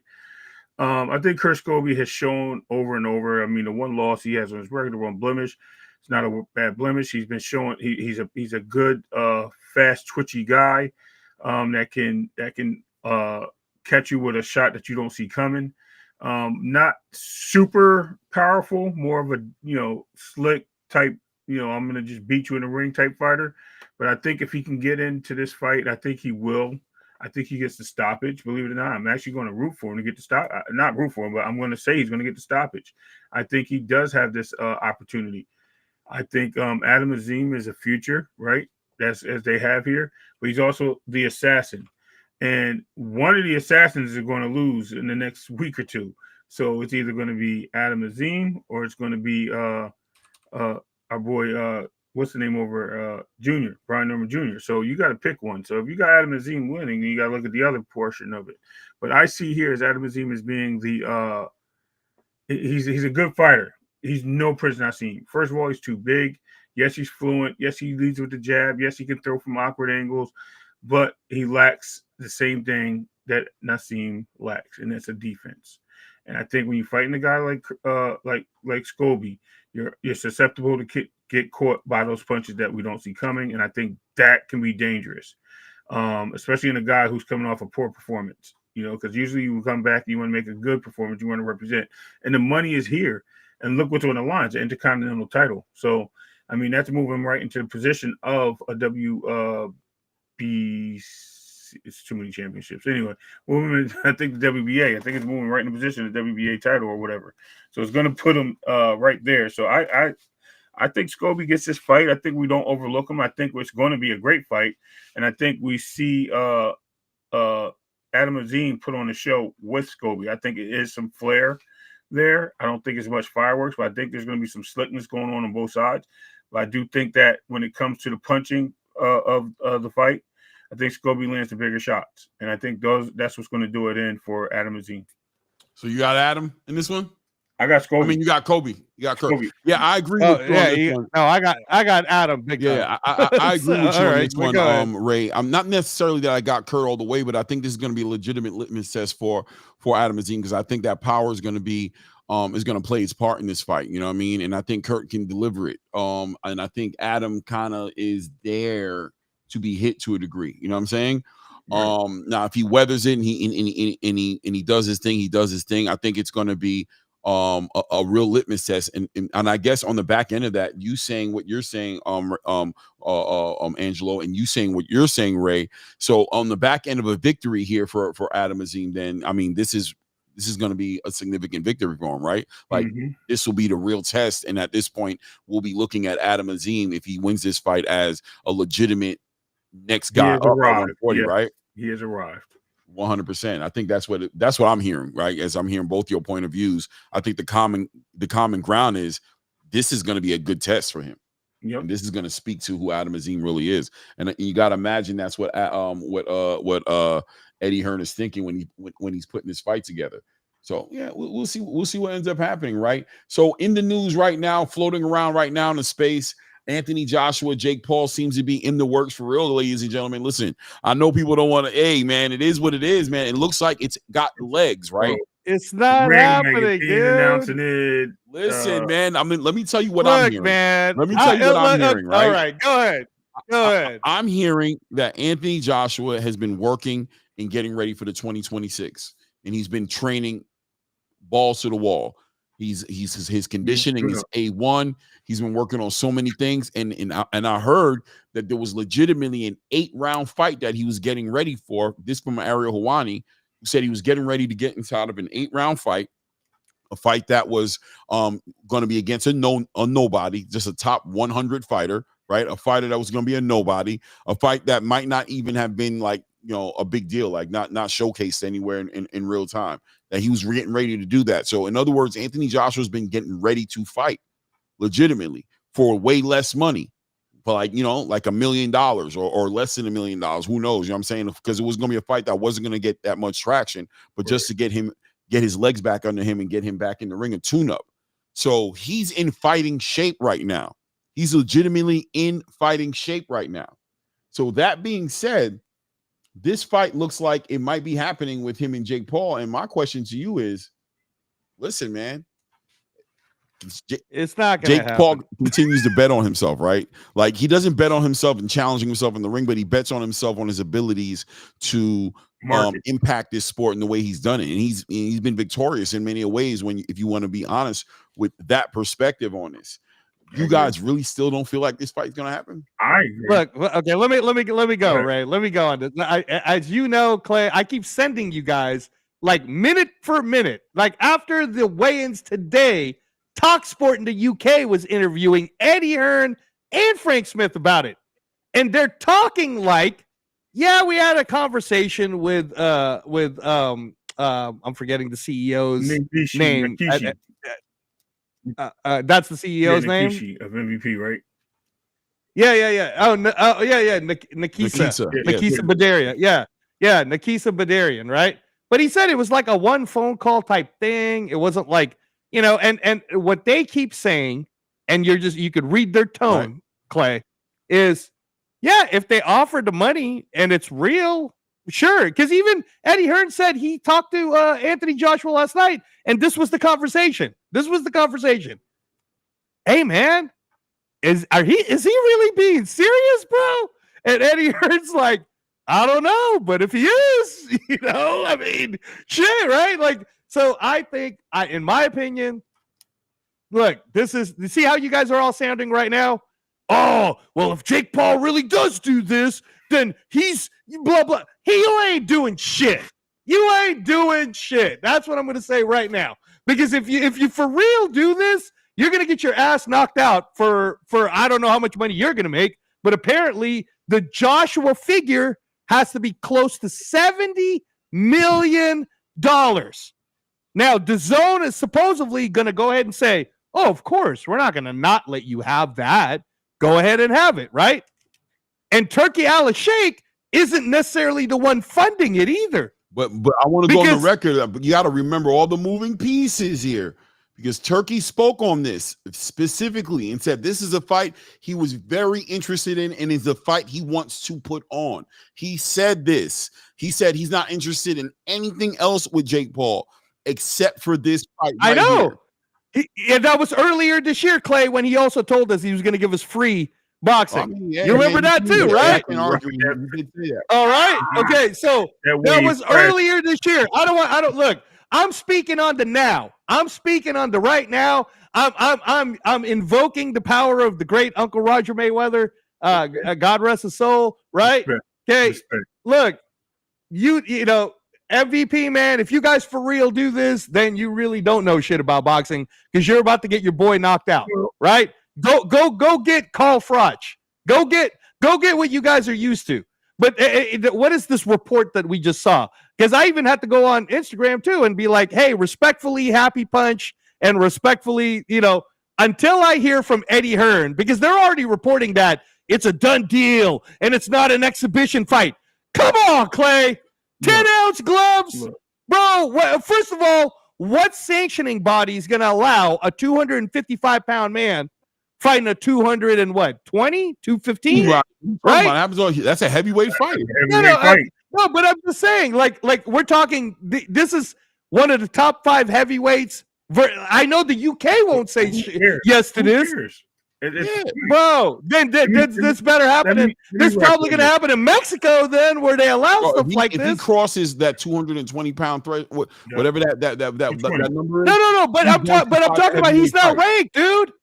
What is he in the maybe top 75 at cruiserweight if you're going to rank him at all? But Jake Paul's not ranked in the heavyweight division. All right, look, I'm gonna put it to you this way: if you know how Ngannou got knocked the hell out by Joshua. Right. If Joshua does that to Jake Paul and Jake Paul ends up in the hospital, with this fight being such a huge, like so many people viewed it, you don't think that's bad for the sport? No. Like everybody in Netflix that had Netflix got to watch him knock out a guy who shouldn't have even been in the ring with him. And now Jake Paul's in the hospital. You don't think that's somehow bad? That's great. Come on. I think boxing needs. I think that's terrible for boxing, bro. I think that blows up the scene. First of all, you have the most popular guy in boxing, and when I say popular, I mean he is the most popular, the most candid of boxing affiliates. Right? Not only is he behind the scenes, and I agree with you too on one part. You know what I mean? So that's cool. I do represent safety, bro. It's safety. It's not about safety. It's about Jake Paul and a lot of people out there, fans of the sport and fans not of the sport, believing that Jake Paul needs to get his ass whipped, especially after the Mike Tyson debacle. That was left a bad taste in a lot of people's mouths. And Ray, not for nothing though. We've allowed this YouTuber to play in this sport for so long. That's where I was going with. Yeah. Go ahead. Man. Go ahead. Pulling UFC fighters in, pulling former boxers in, pulling in guys that play basketball, beating the crap out of him, saying that he's the best and he wants Canelo, he wants Jake, he wants Joshua. Yes, he's going to get in that ring and they're going to want this fight to happen. The fan base of Jake Paul alone is going to say like, "Yo, Jake can do it. Jake can do it." Oh, Jake lost. Who cares? I don't think they care. People like carnage. Let's just keep it real, right? Rome, the gladiator sport, this is what it is currently. They just put on gloves and they don't kill each other. I mean, Ray, all right, no. Not for nothing though, but we were just about to watch Gervonta Tank Davis fight Jake Paul. Right. So I don't want to hear. Where I was going. No, I understand. In an exhibition. Right. Listen, though. An exhibition. No. As far as morality is concerned, I don't want to hear about that shit because at the end of the day, if Jake Paul makes the weight, it's not going to be like Jake Paul and Gervonta Tank Davis. Right. He will be a heavyweight. He'll be 225, 230 pounds. Okay, now listen to what there's no morality clause in here. There's no gentlemen. I understand. But if listen to me right now. First of all, if it does happen, which it could happen because money's money, just like Ray's talking about, it will not be a real fight. It'll be an exhibition. Because but listen to me. Listen, Clay, just listen. If it becomes, they signed a contract for a real fight, you two are absolutely right. It will be the most watched event, probably even more watched than Tyson versus Jake Paul, 100%. Just for the same simple. just for the simple fact, just like Ray's saying, everybody wants to see Jake Paul get hurt, Anthony right? Joshua. Okay, right. Now, here's what I'm trying to tell you. If that fight happens, let's say in Florida or in Texas, somewhere in the USA, right? In December, let's say it's Florida because they somehow allow it in Florida for whatever reason. Well, why are you saying that? No, just listen to me. Just listen to my point. Listen to me. Just listen. Just listen. No. Listen to the point. Listen to my point. Okay? Listen to my point. Jake Paul is not ranked in any heavyweight sanctioning body. Just listen to me. Listen to me. Listen to my point. Listen to my point. Okay, listen to my point. If this isn't scripted, and this is like the Ngannou versus Joshua fight, Joshua sparks and knocks him out, but the result ends up being Jake Paul's in a hospital, I will guarantee you Dana White will be one of the first people to get on the mic and go, this is exactly why sanctioning bodies don't do shit. This is why I'm doing what I'm doing. Because at least you're not going to see that shit in Zuffa Boxing. You're not going to see some YouTuber fighting one of the best heavyweight fighters in the world in Zuffa Boxing. And look what happened to the kid. He's in a hospital right now, laid out. The commission should have never even allowed it. That's what I'm trying to tell you guys. This isn't good for the sport. Virginia Dubois cracked Joshua's jaw, and he's yeah, but that's equal. That's equal versus equal. That's not a third grader versus a high school kid. Brother, the man is a professional boxer. We got to stop playing this game. Yeah, he's a professional boxer, bro. He's not. Yes, against who, Clay? Against who? Name me one guy that he fought. He has a professional boxing record. The WBA was getting ready to put him in the top 15 of the cruiserweight division. He's legitimately in the conversation of fighting Zurdo Ramirez. So what? He's a boxer. We're watching Alexander Usyk is an undisputed champion of the world, and he was a cruiserweight. Evander Holyfield was a cruiserweight. Bro, you're comparing. It doesn't matter. And you're comparing those two names to Jake Paul, bro. Listen, Anthony Joshua is not a champion right now. He's just coming off of a loss. Jake Paul's not coming up to the heavyweight division. The former IBF champion. Listen, he's coming off a loss against the former IBF champion. Jake Paul is not going up to the heavyweight division to fight for a title, to fight for Alexander Usyk. He's fighting Anthony Joshua, somebody who's at the end of his career, just looking to make some fights right now happen so he can get back in the conversation of fighting for titles. He was just getting ready to fight an 8-round fight, bro.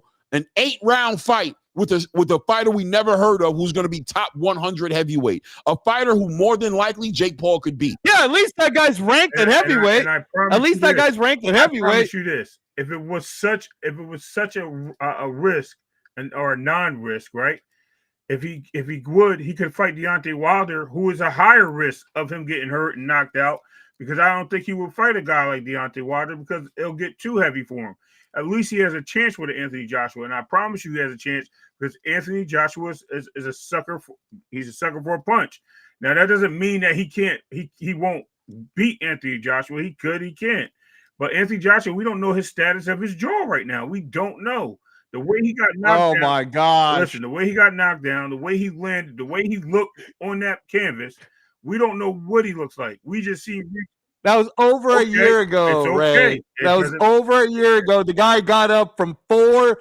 Look, if Daniel Dubois hit Jake Paul the same way he hit Joshua, Jake Paul would no longer be boxing.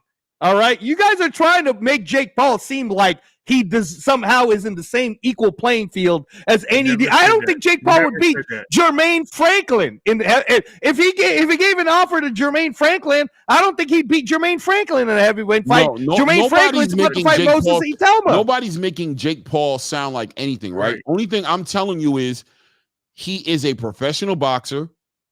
He can make the weight easily. He fought Mike Tyson. He looked physically on point until 2026. He's allowed to make this fight. This is not illegal. Is it unfair? That's on Jake Paul to weigh it out. I think Anthony is going to knock him out. And does boxing benefit from Jake Paul being knocked out? Yes. Because at the end of the day, this man is in the argument, in the conversation as a face of American boxing. Correct. Period, bro. So that means that he's either going to live up to those expectations that the casual space is putting him at, or we get to wake up American boxing and we get to wake up the world and say that is not the face of boxing. Right. The face of boxing is Terrence Bud Crawford. The face of boxing is Alexander Usyk. The face of not American boxing, but the face of boxing are people who have put in the pain and earned it in the space. If he goes to the hospital, bro, that's on him. Oh well, bro. Good luck. I hope you get better. I don't want him to die or nothing like that. But this is boxing. You don't play it. People have died. Man, you sound like Ivan Drago, bro. Hospital. Died, Chris Eubanks went to the hospital after fighting Conor Benn, and Conor Benn came up multiple weight classes. Welcome to the sport, bro. It's a violent sport, and if you're not ready, it can get bad for you. Francis Ngannou got knocked out. He thought he can come in from the UFC with 2 fights under his belt. He put fucking Tyson Fury in his pockets, and he was in there fighting against Anthony Joshua in his next fight, bro. And got knocked out and never came back after that knockout. It is what it is, bro. Okay. Like I'm not gonna see him play that game right now. In the ninth like I said, of games being played with boxing, I'm not going to turn into Mother Teresa all of a sudden and get a conscience all of a sudden. No, I'm not trying to be Mother. I'm not trying to be Mother Teresa, Ray. Play the game of Netflix has to have a promise of a big fight. They need to they just put a lot of money into this fight twice. They have to make this recoup. Who else are you going to get? That's so go get Paul Froch, bro. A big name that everyone knows to a nobody. You have to keep it a big name, or it's going to be they're going to lose the viewerships. They didn't put on this fight. They promoted this fight. They put a lot of investment into the Tank fight. Yeah, and Ray, let's be honest, right? The response to the Gervonta Tank Davis fight with Jake Paul wasn't good. No. So now the gimmick is up. The gig is up. The gimmick is out the window now. Right. People aren't just going for any fight with Jake Paul now. They're not doing that game no more. Then it can't be just anybody. Yep. It has to be somebody significant. That's what the Gervonta Tank Davis, one of the faces of American boxing, couldn't garner the attention with Jake Paul to make that event big enough. What is Carl Froch going to do? What is any of these fighters going to do? No, but that's okay. All right. So again, and I don't want to. I mean, it's like I don't want to talk about it too much because I haven't seen no contract signed yet. Here's what I'll land my plane by saying this: if MVP really wanted this fight done, they know what the figure is. It would have already been done, and there's no better place to announce it than tomorrow night in front of 75,000 people and global people watching on the zone. They're not going to do that. That shit's not going to happen. No, it's not going to happen. It's not going to happen at all because Eddie Hearn said, I'll let you guys know about it next week, if it's even real. Yeah, Adam, we know. Negotiating. It's in negotiation. Yeah, that's what I'm saying. I think it's being worked on. Is it going to happen? I don't know. But I think, without a doubt, let me tell you what I believe. Anthony Joshua's down. I think he's down to do it. Clearly, Eddie Hearn is down to do it. I know that what's the guy's name? Beridian, what's his name? Nikisa? Yeah, Nikisa. I know that he's reached out to Eddie Hearn about the fight. I know that he's communicated. Sure. So there's an interest there on that side to make the fight happen. The only thing that needs to make sense is the money. This isn't about whether or not, I don't believe it's about whether or not Jake Paul would do it or wouldn't do it. This is about whether or not they can get the money up to make this happen. To make it worthwhile for Anthony Joshua. Look, man, like you said, tomorrow night, it's nothing, bro, for Turkey Al-Sheikh to jump on this one and say, because Turkey sees it too. He sees it. He wants Jake Paul to get knocked out. He wants Jake Paul. He wants this Jake Paul thing to get nipped in that. I'll bet you right now that it's not about money at all because Netflix has an unlimited source of money, man. That Hollywood money is crazy. What does that mean? That's such a crazy word to say, unlimited. No. The money, it's the image. Look, listen. I'm telling you right now, Clay. I bet you this is what's happening. I bet you the negotiations, if there even is really a real one, has nothing to do with what Anthony Joshua's going to get. It has to do with Jake Paul going, well, can we make it 12-ounce gloves? Can it be 8 rounds less? Yeah, because I'm telling you, and if Turkey is standing on his ground and he's like, nope, I'm drawing a line on the sand, I will allow Anthony Joshua, which Eddie Hearn has already confirmed, Turkey Al-Sheikh is very important to Anthony Joshua and is a part of his team. So I'll guarantee you that if Turkey Al-Sheikh is the final word, he's drawing a line in the sand by saying, I will only allow this fight to happen, and I will give you the money. I'll even help give you the money, Jake Paul, but you got to fight him with 10-ounce gloves. And at that point, that's what I'm trying to tell you. With 10-ounce gloves, bro, you saw what Anthony Joshua did to Ngannou. And Ngannou knows how to fight. No, he actually knows how to fight. Jake has movement. He knows how to. He's not going to fight like Francis. Man, Clay, you got to stop. I don't know. Y'all not seeing. I don't get it. Man. I don't get it. I'm confused. I'm good how with do y'all compare? You got to stop. Clay. And Jake Paul are two different fighters, bro. In every sense of the word. word. You acting like hey. Ray, did Shakur Stevenson infuse some of his blood into Jake Paul and all of a sudden made him in front of you, bro? Listen, he moves. I made it a point that say that when Shakur he's fighting them smaller guys, he's probably doing it to get him work on his defense. I literally said that. We see it as one thing. They may have moved the needle. So what fight is there that Jake Paul's fought to where he's just walking down opponents and just standing in front of opponents? Which fight did I miss? Which one was that one? Where did that happen at? Nate Robinson, the basketball player. So you're talking about the fight, his most novice fight that he's ever had in his career. You're not going to talk about Tyron Woodley. You're not going to talk about his last fight with Julio Cesar Chavez. You're not going to talk about his fights that he's recently had where he's moving around the ring, where he's using his legs, where he's standing behind his jab. And I'm not saying he's super sound, but what I'm saying Anthony Joshua going to cut that ring off and get Jake Paul. He's not going to walk up to Jake Paul. And you somehow don't think he's going to do. You don't got punched in his face. Okay, and you don't somehow think that Anthony Joshua is good enough to cut off the ring with his size because he's 6'5". Who'd you see him do it with? 250 pounds. Who did he cut the ring off on? Cut off the ring? He's never had Bro, come on, man. If anything, he's trying to so you're now okay. Oh my God! So you're now trying to make an argument for the fact that Jake Paul will somehow. The only way Jake Paul survives an 8-round boxing match Jake Paul can move around Anthony Joshua. No, I do not. Man, he got hella tired on the Mike Tyson fight. Ass bugging. Oh my God! I cannot, man. I really want this fight to happen now. Oh my God! Jake Paul can get away from Anthony Joshua? No, I don't. In 8 rounds, he's gonna get his ass knocked out. I'm worried for his health, bro. Anthony's going to catch him. Yep. Are you crazy? That's just regular boxing, Clay. Yo, that's just boxing. Okay. What Anthony Joshua are you talking about right now? Where did you see this? Bro, you're okay. Let me ask. Look, you're talking. No. Cutting the ring off on somebody. Right. Listen, when did it happen? Right. Listen to this. Listen to this. Claymore's acting like all of a sudden Joshua versus Jake Paul, if it even happens, is going to look like William Skull versus Canelo.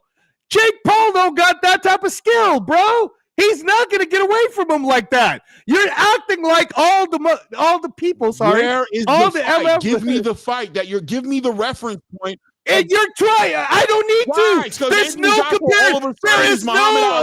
There is no opponent that Anthony Joshua has ever faced that you can even mention that equates to anything Jake Paul's ever done. It's insulting, bro. From Joshua's first fight to now, accolades and resume, and you're making. No, I'm talking about actual stuff. Somebody who shouldn't be. I'm talking about in real time on a physical level. Vladimir Klitschko, Vladimir Klitschko was trying to get away from Anthony Joshua, and Anthony Joshua finished them off. Let's pull it up. I just told you, Vladimir Klitschko. When Vladimir Klitschko was moving around and using his jabs, and he cut the ring and was able to knock him out. Are you kidding me? But that's Klitschko. Man, you're being. He's. Oh my gosh, Clay!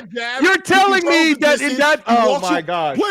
Klitschko was running from Anthony Joshua. No, you've lost your mind. All I'm trying to say to you is there's no way in the world that what you're trying to sell to people is somehow Jake Paul is going to run around like a Tom and Jerry match against Joshua for 8 rounds. He will get sparked, and I'm worried for his health. I like Parker. Joseph Parker did run from him. I like Parker. That was a good one. Parker's a good one. Thanks, guys. I Thank rock you, with guys. Parker. I rock with Parker. Look, It's been a while, though, but I rock guys, with Parker. hey, listen, guys. I'm just No, hyped up Wait right a now. second. Listen. I'm so hyped up with Clay talking about Jake Paul being legit. Here.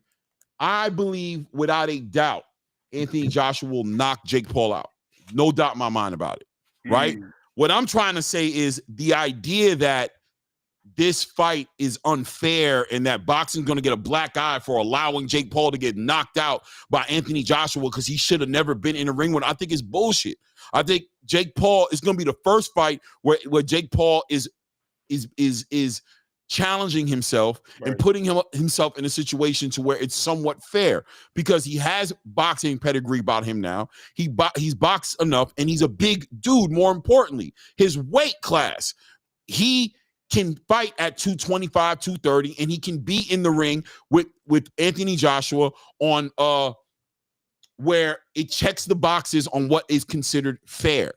Now, if he gets hurt, he gets hurt. But I'm sorry, he's a big dude, bro. I'm not playing this game with this dude, bro. He was trying to fight Canelo Alvarez, bro. He was trying to fight Canelo Alvarez. I don't want to hear nothing no more about this. I'm not protecting this dude. He should get in that damn ring and fight Anthony Joshua if he wants to. And if the money is there, that fight should happen because it is what it is. I'm sorry. I don't care. I don't care, bro. The point on the table that you and I are debating on is whether or not it'll be good for boxing. And I disagree. I think that what will happen if this happens in America is they will make it seem like, see, this is the problem with boxing and why sanctioning bodies should exist. And there should be a national sanctioning government. It doesn't change nothing. This is America. Like, that doesn't mean nothing. Like, yeah, they're going to say it. I'll tell you right now. That's exactly what they're going to say. And so what? It never stopped anything else from happening, bro.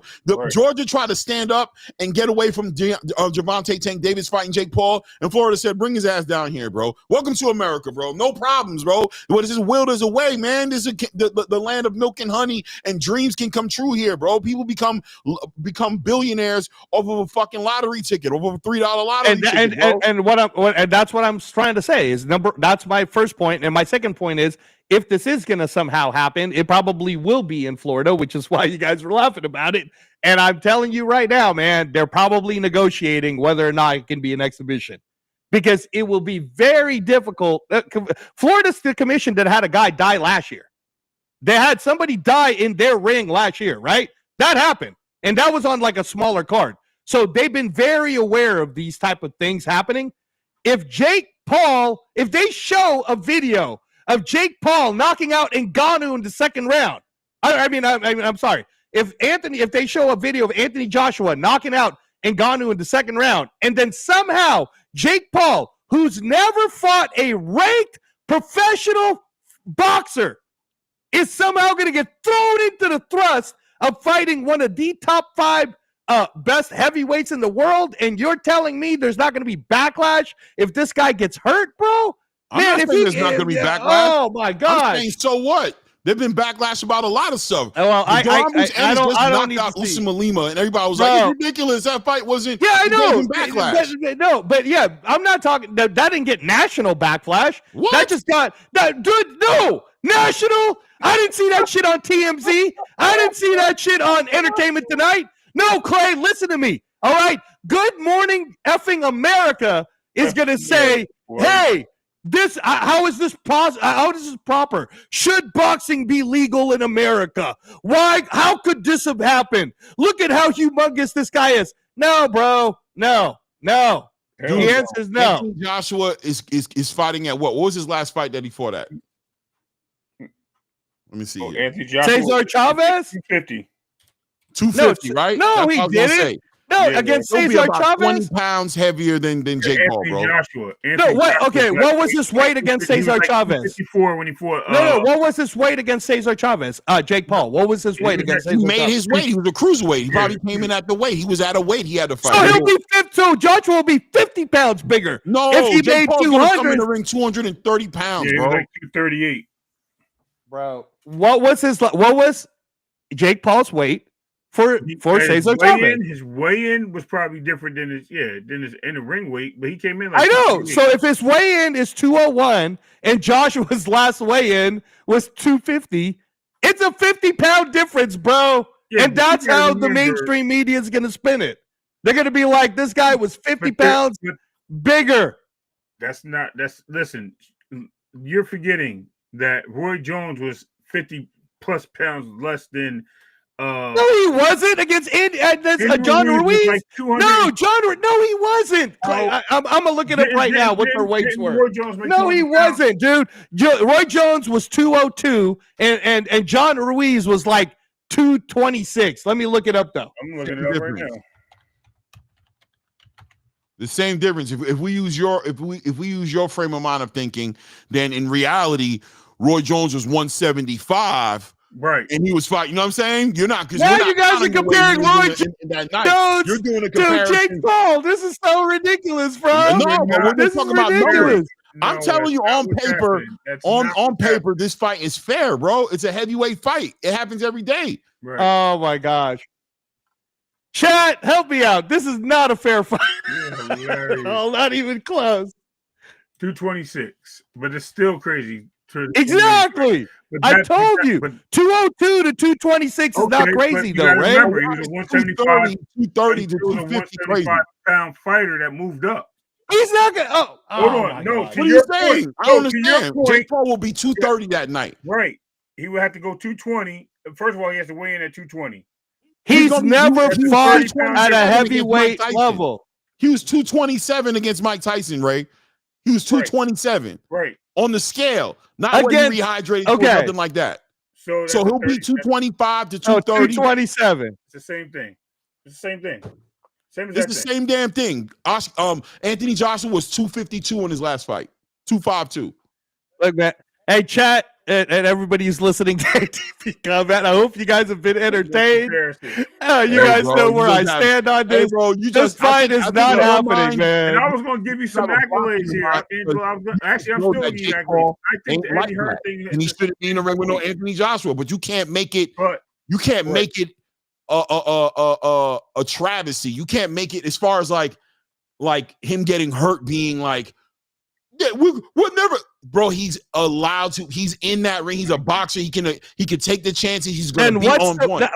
Okay, I'm telling you, if we're debating this, Clay, you will lose this because I will say to you, then what's the point of having rankings and sanctioning bodies if you're not going to follow it? Hold on. What is the point? So there's no point to it if you're not going to follow it. I'll tell you right now, I'll take that debate on in 2.3 seconds. You know what all I'm going to say? Oh, my God. Since when did we ever give a fuck about sanctioning bodies and rankings? Why do you want to die on that hill right now? We're literally watching Ryan Garcia, who was banned by the WBC, be reinstated, come off of a loss from Rolly Romero, and now he's fighting for a championship. No, you're absolutely right.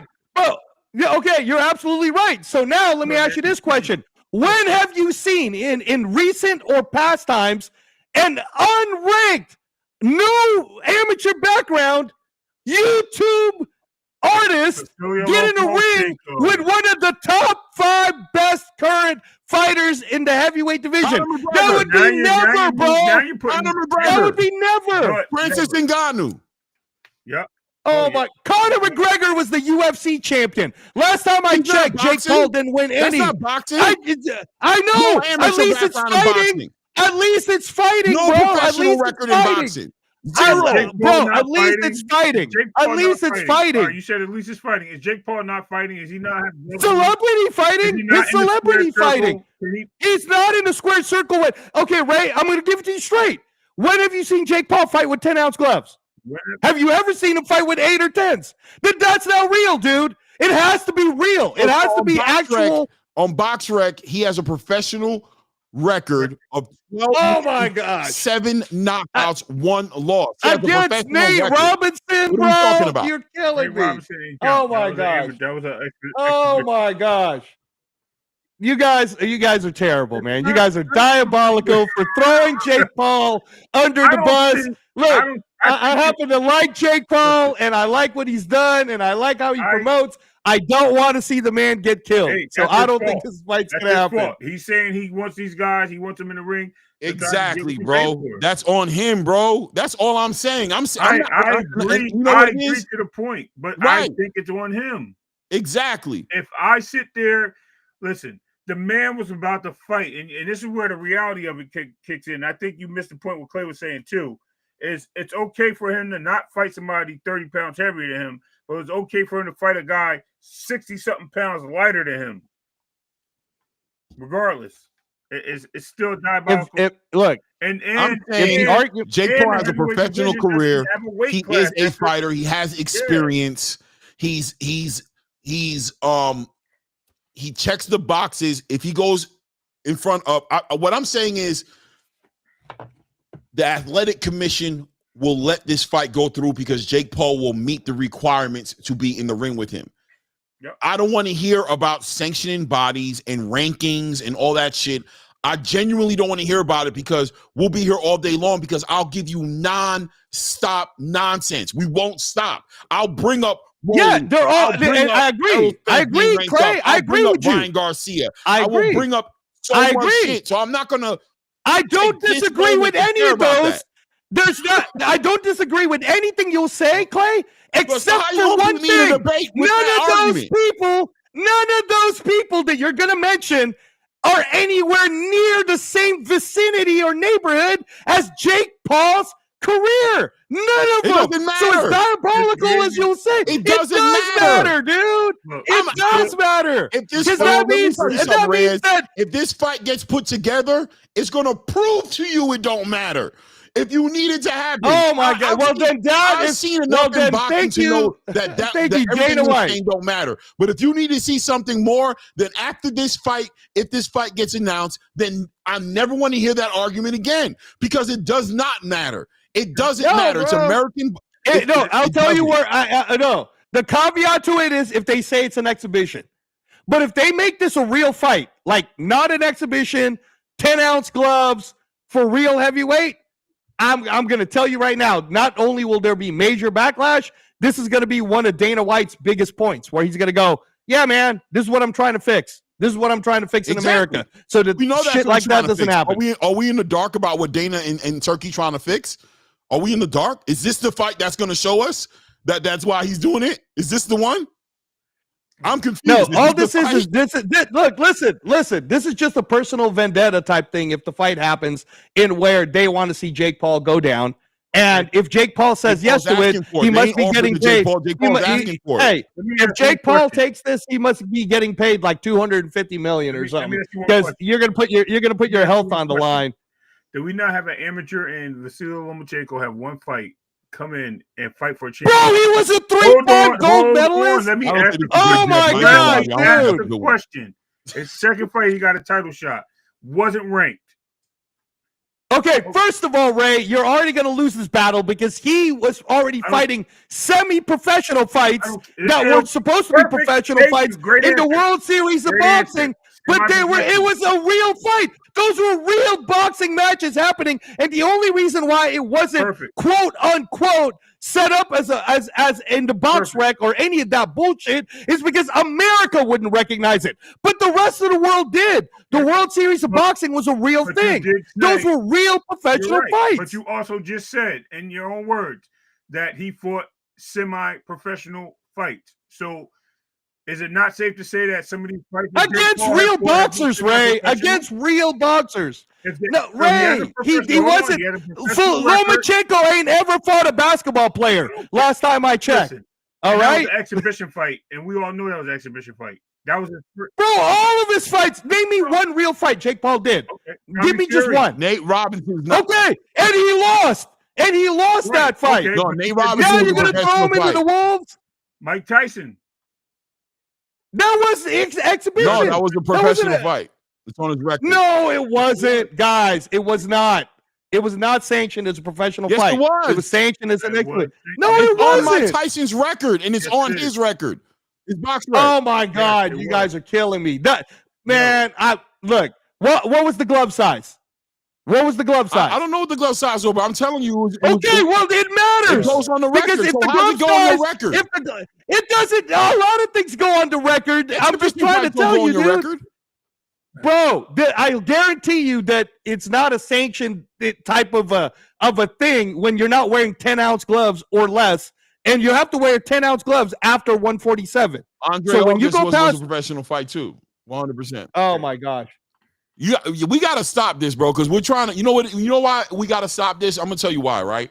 I'm going to tell you why this is important for Jake Paul to be able to make this fight happen with Anthony Joshua, as long as he meets the medical requirements, as long as he hits the weights, as long as he passes his physical, he needs to be allowed to do this. Why?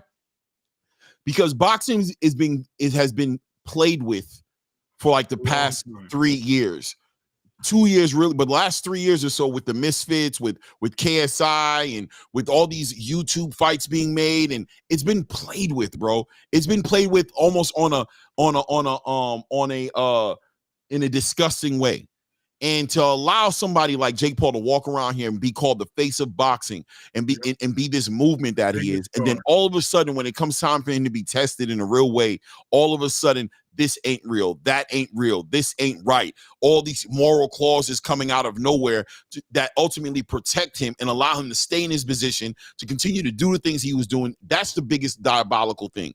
That's why boxing benefits off of Jake Paul being able to get in the ring with an Anthony Joshua, right? Do I think he has a chance of winning this fight? No.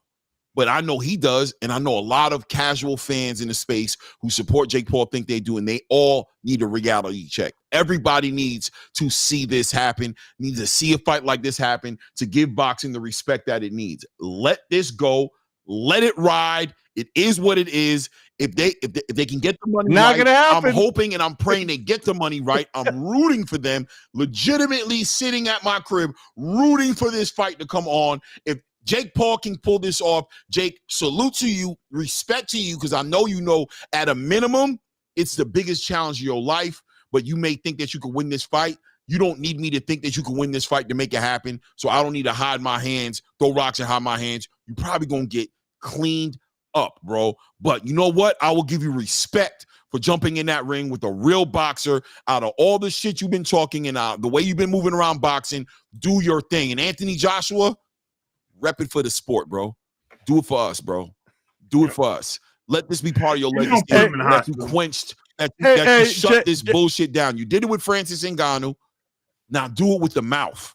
At least Francis was honorable and respectful and came in and just wanted an opportunity, got his opportunity, and he's humble. But this guy right here, yeah, AJ, get on that. Handle that for us, because we can't. Because the reality is, Jake will knock me out. But he ain't gonna knock you out. You're an Olympian. Do the job, bro. We right here rooting for you. I hope to God this fight happens. And if you love boxing, you want it to happen too. Nope. I do love boxing, and I honestly do not want to see it happen. I'd love to see Jake Paul get. And you guys want to see him get challenged? AJ, Kumbaya. AJ, Kumbaya. I want AJ to come to the room and smack on the drums. The champ is here. Boom, boom, boom, boom, boom, boom, boom. We're right here with you, AJ. Let's get it.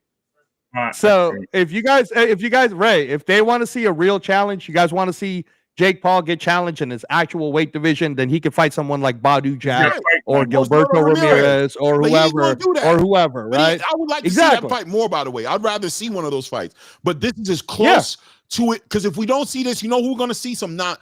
Bro, I don't know. I don't know how it is for you. No, Netflix will not. No, Netflix is not going to pay for talk at those press conferences the way he does. You guys are acting like Netflix is going to sit there and allow some bullshit fight to happen on December. They're not. They need a real name. They need something that's legit. I ain't got no clue, bro. I don't know why he's trying to save Jake, bro. I'm not trying to save Jake Paul. I done told you guys. Hey, man, first of all, Katie, Claymore is the one acting like Jake Paul. Shakur. I'm not trying to save him. I'm trying to make sure that boxing doesn't go into a federal floor. Ray, tell me Angelo ain't trying to save Jake right now, bro. I'm not trying to save Jake Paul. He just laid his jacket down and walked him across the puddle, bro. What? Yo, Ray, I think Angelo done went to the strip club and fell in love with a stripper, bro. We out in the man. parking Oh, lot. man, you guys are wrong. Stripper. No. He's like, yo, she's Man, different. look, She's not like. man, you guys. That's what I was Look, thinking. first of all, Yo, Ray. Ray, Clay was at. That's exactly Look, what first I of was all, thinking. Clay's the I was one. thinking Look. Le'Veon Bell. Literally been calling Look. Le'Veon Bell. Le'Veon Bell Hey called man, him shout out to all the time. Toledo. Shout out to Toledo, Ohio. But hey, listen, Ray, listen. All right, I'm not the one. Chat, just remember when you go back and watch this recording, I'm not the one that sat there and said Jake Paul could somehow move around Anthony Joshua for 8 rounds. Man, that shit ain't gonna happen. If Anthony Joshua doesn't knock him out in the first round, it'll be because Jake Paul was holding him for dear life. That's the only way. There is no world that if this is a professional fight with 8 or 10-ounce gloves, that Anthony Joshua doesn't hit him one time to the body and Jake Paul already starts to cough up, whatever he ate that day. God willing, he gets hit in the body, he takes a knee and he bows out. But if he stays in there and he wants to show out and he feels like he has a point to prove, then damn it, we're gonna watch him prove that point. Try to prove that point. Yo, I'm not feeling bad for him. I don't care if he leaves the ring in a stretcher. I will pray for him. If he leaves the ring in a stretcher, I want him to be well. But I'm not thinking about that going into this fight, bro. That's his responsibility to think about that. I want to see Jake Paul, and that's why Turkey is on it. And that's why I'm trying to tell you, right? Like Turkey sees it. You don't see it. Turkey sees it. He knows he wants this nonsense to stop. He wants this to not be the bigger show. He's sick to his stomach that Jake Paul versus Mike Tyson is bigger than Terrence Crawford versus Canelo Alvarez. He's disgusted with that. He's like, no, bro, put him in the ring. Put him in the ring with Anthony Joshua. I will pay the bill. If Netflix doesn't want to pay the bill, I'll pay the bill, bro, and we can get this done. And this will be the biggest outpricing ever, bro. Jake Paul's gonna outprice him. No, he's not. Jake is gonna take Jake's ready to take the short money. They're gonna give Jake like 30 million, 40 million. No, it's gonna be more than that, dude. It's gotta be more than that. I bet you it don't gotta be more than that. It may be more than that, but it don't gotta be. Yo, I don't know. I gotta get out of here, y'all. Yeah, me too, man. It's about that time, man. It's about that time. I gotta go to this show and I gotta get ready for it. You guys done took a legit boxing show and turned it into a circus, man. Hey, when you're talking about American boxing, you risking it. You heard? You're risking the conversation. I mean, I think we're talking the sense of boxing, right? A guy wants to play. Listen, perfect example, right? If you go into a football game, you put on the pads and you say you want to score, throw me the ball, and they tell you, Lucas, right, get me out the game. And they're like, no, get off the field. And you're like, no, I'm going to score. Get me the ball. And they say, all right, you know what? Go do it. Do you think they should stop you from doing it if that's what you really want to do? No, I agree, Clay, except for the fact that the person that's putting on the pads isn't a third grader. It's an actual NFL player. So I got a question. That's the difference. If the what's the professional MLB? If MLB allows me to play baseball, right, and I have no background in baseball, right, okay. I'll just play games and they let me play baseball.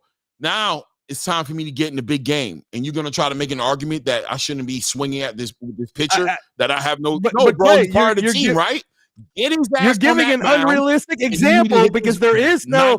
You're giving an unrealistic bro. You're giving an unrealistic example because there is no major league sport that allows this type of bullshit. It's only boxing that allows it. It's allowed. Listen, is what I'm saying exactly too. But misfits versus misfits is different. Kids that go into professional baseball. Because they're good enough, right? And me playing in the amateur league just to capitalize on baseball, if they called me up and said, yo, we want to see what you can work with, because I can go try out for a team. Trust me, I have the skill set to do so. I know that. I make the team? No. But if they call me into the game, like this Clay said, you'll say yes. Absolutely. I'm going to say yes. I agree. Now that's a fair analogy, right? If I look stupid out there, guess what? That's on me. Now, Ray, that analogy actually makes sense because I understand where you're coming from on baseball. Except here's the fucking difference that people keep missing. The high school kid you're talking about is a phenom. Jake Paul, the only phenom he's got is his girl, bro. He ain't no phenom in boxing. Stop Isn't he a it. problem child? Stop He is a it. bit of a phenom. She is a bit of a phenom. Oh my gosh. Jake Paul Stop. is a phenom in his own. I have an argument to say that Jake Paul Not is in a the sport phenom. of boxing. He is a phenom. Not in his actual Jake skill. Paul is a phenom. Not in his skill set. Not in his skill It set, don't matter bro. in his Not presence, in his skill set. in his influence, Oh in his my impact gosh. on boxing. To come with that background. Well, and well not- then I he- want to he is see a Mariah phenom. Carey He is the versus exception to the rule. Ariana He is Grande the in a exception boxing to the match. rule. Jake dude. Paul is an exception to the rule, We'll bro. get the celebrity He is. death match going. Right, Oh my Ray? god, this Jake is Paul's an a exception to the celebrity rule, death right? match for He's an real. exception to the rule, right, Ray? Am I lying? Right. Oh my yeah, I gosh. agree. I think he is. He made it. And you know who else? KSI. I give him the same benefit. Yup. Exception to the rules. They showed out. They came from high school to the pros, bro. Yep. They came from YouTube, which is like nothing, and they're now in the pro space. They're ranked. They're not ranked. I don't want to go all the way there, but they got box records. They're knocking people out. The people want to see it. He's bringing the money. Come on, man. Y'all gotta put CJ, man. Shout out to CJ. The next thing I'm gonna put out there is to say we need to start putting some respect on Jake Paul's name and stop playing with him like you playing with him up here, Reyes. We need to start putting some respect on Jake Paul, bro. No, stop it. I've always put respect on Jake Paul's name for what he's done to promote a sport of boxing. What I will not do in this panel or in any day until Jake Paul fights a for real ranked fighter that's currently fighting. No, he's not. No, he's not trying. He's not trying. Bro, no, he's not. He's trying all to. right, You won't let him live. You won't let him do his thing, bro. You're about to get somebody killed. No, I will not allow it. He's trying to do exactly that, and you're getting in the way of that shit, bro. No, that's exactly what he's trying to do right now. If it's an exhibition, I'll allow it. If it's 10 ounce, if it's 12-ounce gloves or whatever exhibition, that means it's scripted or not. I don't want to say scripted. I'm sorry. That means it's more of a sparring session, and AJ will probably let him survive a few rounds. But if you put 10-ounce gloves on AJ and you say it'll affect his record, you're going to tell AJ, the gold medalist, the man who is a 2-time world champion, that it will go on his record. If Jake Paul even lasts around, he is going to kill this guy. Well, I don't want to see that. I don't want to see that. Out, bro. Shadow realm that motherfucker, bro. Put that motherfucker on the other side in the Quantiverse, bro. Get this dude together and get him out of here. Pack him up and get him out of boxing, bro. Let him promote women's boxing as he's doing. Exactly. Get him out the sport. And if he wants to put on these show fights, let him be an opening to the card, not the final on the card. I'm okay with all of that. Ray, I've never been against Jake Paul and what he does. Sounds like you're against him here, Ray. Right now, I'm only against hating him on Jake Paul, not getting killed, diminishing his accomplishments, diminishing what he's done in boxing. His accomplishments of fighting an 80-year-old Anderson Silva. Jake Paul has earned himself a right to be in the ring with Anthony Somebody bring Joshua. back Joe Lewis from the grave. Because at least Joe Lewis will get to fight him at 250 years old, bro. If Joe Lewis could be here right now, you know what he'd say? Man, get that boy in the ring with Anthony Joshua. I want that boy in the ring with Anthony. All the boxers want to see Jake Paul get clipped, but that's why I'm trying to tell you, bro. They all know what the reality is. Am I wrong, Ray? Yeah. All of those guys, Sugar Ray Robinson, just because everybody wants it to happen. If they could do it, they say, everybody wants it to happen with me. All of them would say it. Yeah. Joe Lewis in his prime would be like, bring that boy here. Bring that boy right here. I'm talking that shit. I'm telling you, everybody wants this to happen except probably for Jake Paul. No, everybody wants this to happen except for you, Reyes. You're the only person who doesn't want this. Eddie Hearn with that bag, bro. Everybody wants this to happen. You're the only one who got a bleeding heart for Jake Paul. I'm keeping it real, man. I don't need to see someone get killed in front of 300 million subscribers, bro. Hey, you don't know that that's going to happen, brother. You're just assuming that. You're assuming the worst. You don't know that that's going to happen, brother. You don't know that he's going to die, bro. Right. It is what it is. So, well, I don't mean that. I don't need to see anyone seriously hurt. Because he wasn't ready. Play boxing because when these guys get in the ring, guess what? We see these guys in the ring and they feel like they're outclassed and they start running away from their opponent. They shouldn't get hurt either. And sometimes the ref just let them run until they get caught. Yeah. Everybody got to do their job, bro. The refs got to do their job. The fighters got to do their job. And if everybody does their right, God willing, inshallah, everybody goes home to their families healthy, and what they need to happen, bro. And that's just part of the game, bro. That's not, we don't sit here and think like this with these other fighters. You know what I'm saying? When Gervonta was getting the ring with Hector Bermudez, I wasn't saying, oh man, I hope he doesn't go blind. You feel me? He went blind. He got hit with a shot. I know. No, guys, I'm not disagreeing with any of your points. I'm just not going to agree that you guys somehow believe Jake Paul is a for real ranked professional boxer. He's never fought a for real 8 ounce, 10 ounce I'm not fight. saying he's for real nothing. I'm not saying he's for fake nothing. I'm saying you guys are acting like I'm it, acting man. like you guys I'm are acting like literally there's a lot to get in the ring with Anthony Joshua, bro. I gotta be somewhere at 6. All right, man. Salute to everybody, man. Right, this dude Reyes, bro. This dude Reyes is diabolical, bro. I need him to get on board with this, bro. I need you to get on board with this. Let this fight happen, bro, for boxing, bro. You're protecting let it happen. Let it happen as an exhibition. Let it happen as an exhibition. Bro, no exhibition. Exhibition means exhibition means he gets to walk away and be like, "Hey, I fought Anthony Joshua." That's what he gets to do. He gets to walk around and say he fought Anthony Joshua. Is that what you want? You want him walking around? You know what I want, then? Here's what I want. I want a clause that says if you make this a professional fight, both guys have to sign a contract that the loser has to completely retire from boxing. I'd like to see that. Whatever, that's what Turkey wants anyways. Turkey wants I'm them okay out. with that. Put that on the stipulation. Whoever loses this fight in a real 10-ounce, 8-round match between a top 5, one of the best heavyweight boxers we've seen in recent times, versus Jake Paul, a YouTuber, right? A YouTuber who happened to have gotten better in his boxing skill set, whatever that means at this point, right? I want a contract signed, kind of like what they do in OTX, the pink slip. I want the pink slip, right?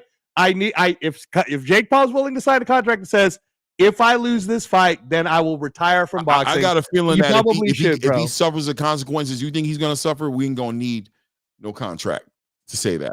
Man, he's going to know that for himself. And that's what he needs. Bro. More than the contract saying that, what he needs is real motivation so that he moves his ass on away from boxing. And Anthony Joshua is right there to do it. AJ, hey, salute to the governor, man. Hey, man. You know what I'm saying? Do your best, man. I don't want you to do this for free. Get your money, but hey, man, for boxing, man. For boxing, AJ. Make it happen, baby. Hey, Chad, Claymore for real wants a public execution, and the rest of you are supporting it, man. It has to be public. That's the only way it works. You got to make an example out here, bro. You got to make an example out here, and you got to make a statement. Sometimes you got to break some eggs, man. And all right, so let's end it with real boxing because we didn't spend too much time on that one. Right. Okay, so official prediction for you for Eubanks versus Conor Benn tomorrow will be. I got Chris Eubanks squeezing this one out, man. I think, like I said, I think Bomac, the intangibles are there for him, and I think he's able to slow this fight down. And I think we might get a Conor Benn who's just not as emotionally invested enough to be as explosive as he needs to be to take down Chris Eubanks. Okay, all right. Mine is Conor Benn will win. If he wins by decision, it'll be that he hurt Chris Eubank, but I can also see Conor Benn in a stoppage.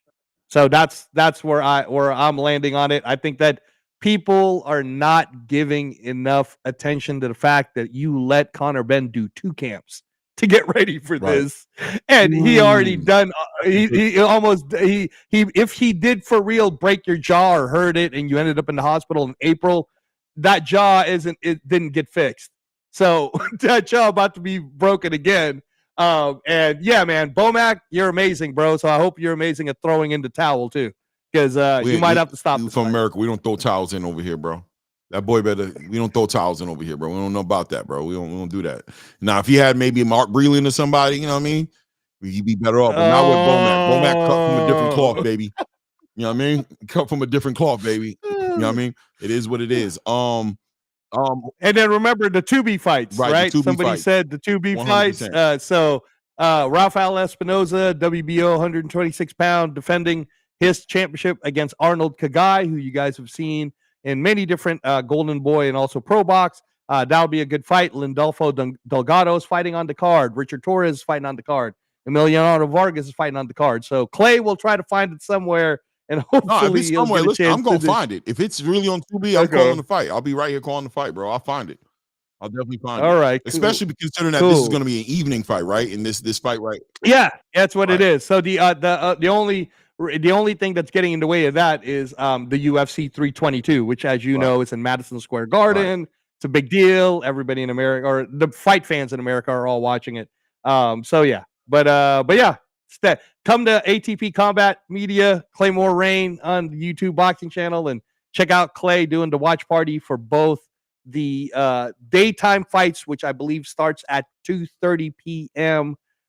Eastern Nah. The Standard prelims Time. will probably start about 12, and probably the actual main card. It's one the prelims on YouTube start at 1 p.m. Eastern, because Okay. I sent you the link. It's 10 a.m. my time, so I sent you the link for it. And then, but they're only doing, I think, one fight there, and then it'll go right to the main.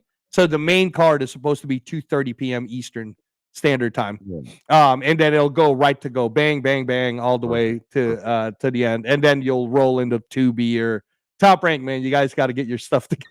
Yo, Top, for real. Top Figure it Rank, out. bro. Hey, bro, it's looking crazy out here in these streets right now, bro. Right? It's crazy out here. What I'm hearing is diabolical. I'm hoping that 2026 these guys can get it together, bro. Because this 2B shit, I don't know, bro. I'm gonna watch Man, it. at least put it on YouTube. Why can't they just put it on YouTube, man? Why does it got to be on Tubi? I don't know, bro. Tubi just the name don't even roll off your tongue right. You feel bad for even saying it with Top Rank, bro. It's Tubi.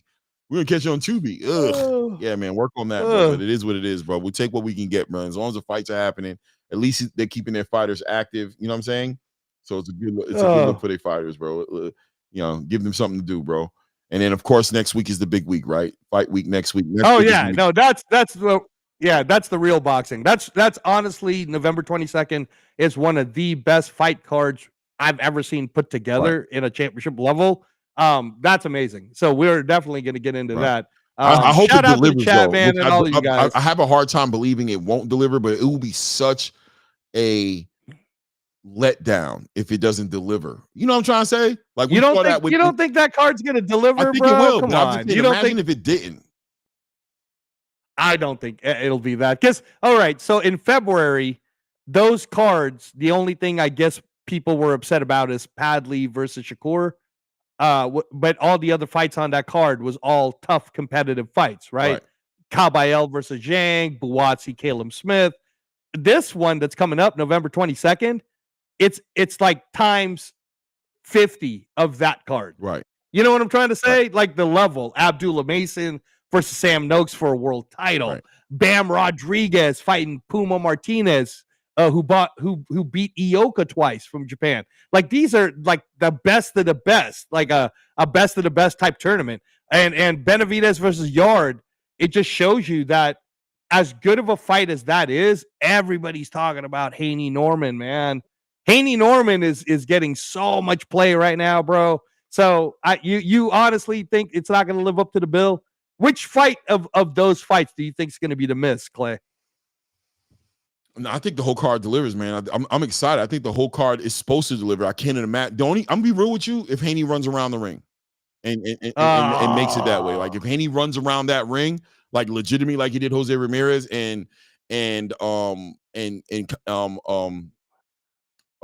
Norman Jr. just isn't able to cut it off the way we want him to cut it off, and he just wins the fight the way he beat Jose Ramirez, that would hurt my soul. That would hurt my soul to see that. I don't believe that's what's going to happen, but that would make it a stinker. You know what I mean? You know what I mean? Yeah. It wouldn't make it a complete so you would be so if everything fights, but yeah. Yeah, if all the other fights were amazing as they are and they were built up right, you would get mad at that card if Haney ran around, or you just get mad at Haney? I'd get mad at Haney, but I think it would bring shade. It would just it would just not look good for the card. Like it would stick out like a sore thumb. It'd be a black eye. You know what I'm saying? On the whole card. In the same way we just talked about Haney and Brian Norman being the biggest topic on that card. I would hate that. It is. The next day, the biggest topic would be that performance over the other three performances. You know what I'm trying to say? Like, if there was a week of YouTube content creators making content over how bad that fight was, in light to the rest how of the great card, it would hurt everything my else. spirit. You know what I mean? That would happen. Right. Right. No. But yeah, but we'll definitely be talking about that, and that's a great card coming up. A lot of great boxing, man. There's a lot of great boxing. Go check out your zone right now. I think they are offering the deals if you want to. There's something that they're offering right now. I don't want to give it to you guys exactly, but if you try to pay the pay-per-view for tomorrow, they're going to offer you something, a free month or something like that. And then again, for some of you guys who won't get a chance to purchase the pay-per-view for whatever reason, keep in mind that they'll show it at Dave and Buster's and a lot of different restaurants and bars. You just got to call ahead and ask which one of them are showing it, because it starts at 2:30 p.m. Eastern Standard Time, and that's college football time. So you're just gonna have to find a place in your area that's gonna show it. But yeah, man, excited for it. And I'm actually, and again, Clay, I know you don't talk UFC in here, but I'm excited for UFC 322 also for you. It's so guys crazy because I'm watch into MMA. UFC and I don't do, but it's coming, bro. I'm gonna start covering UFC too. A lot of people like UFC. A lot of people in the community like UFC too as well. That a lot of people.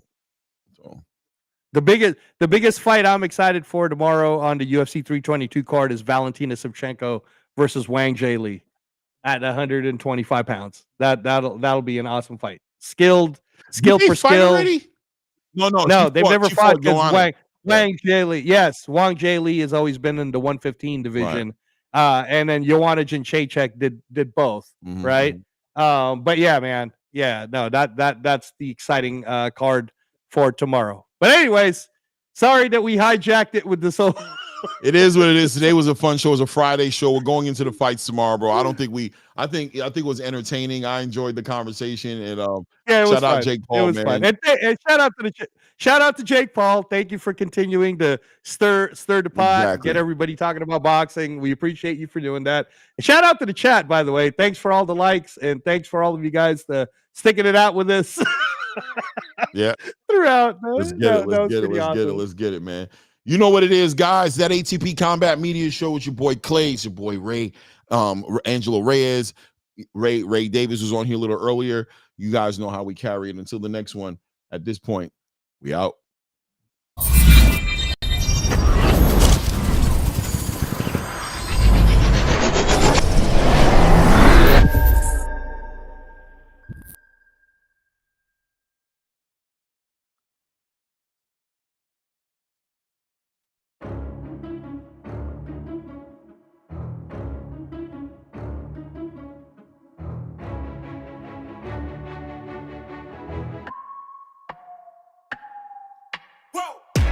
Who knew I would make it this far? They hated, they never believe me.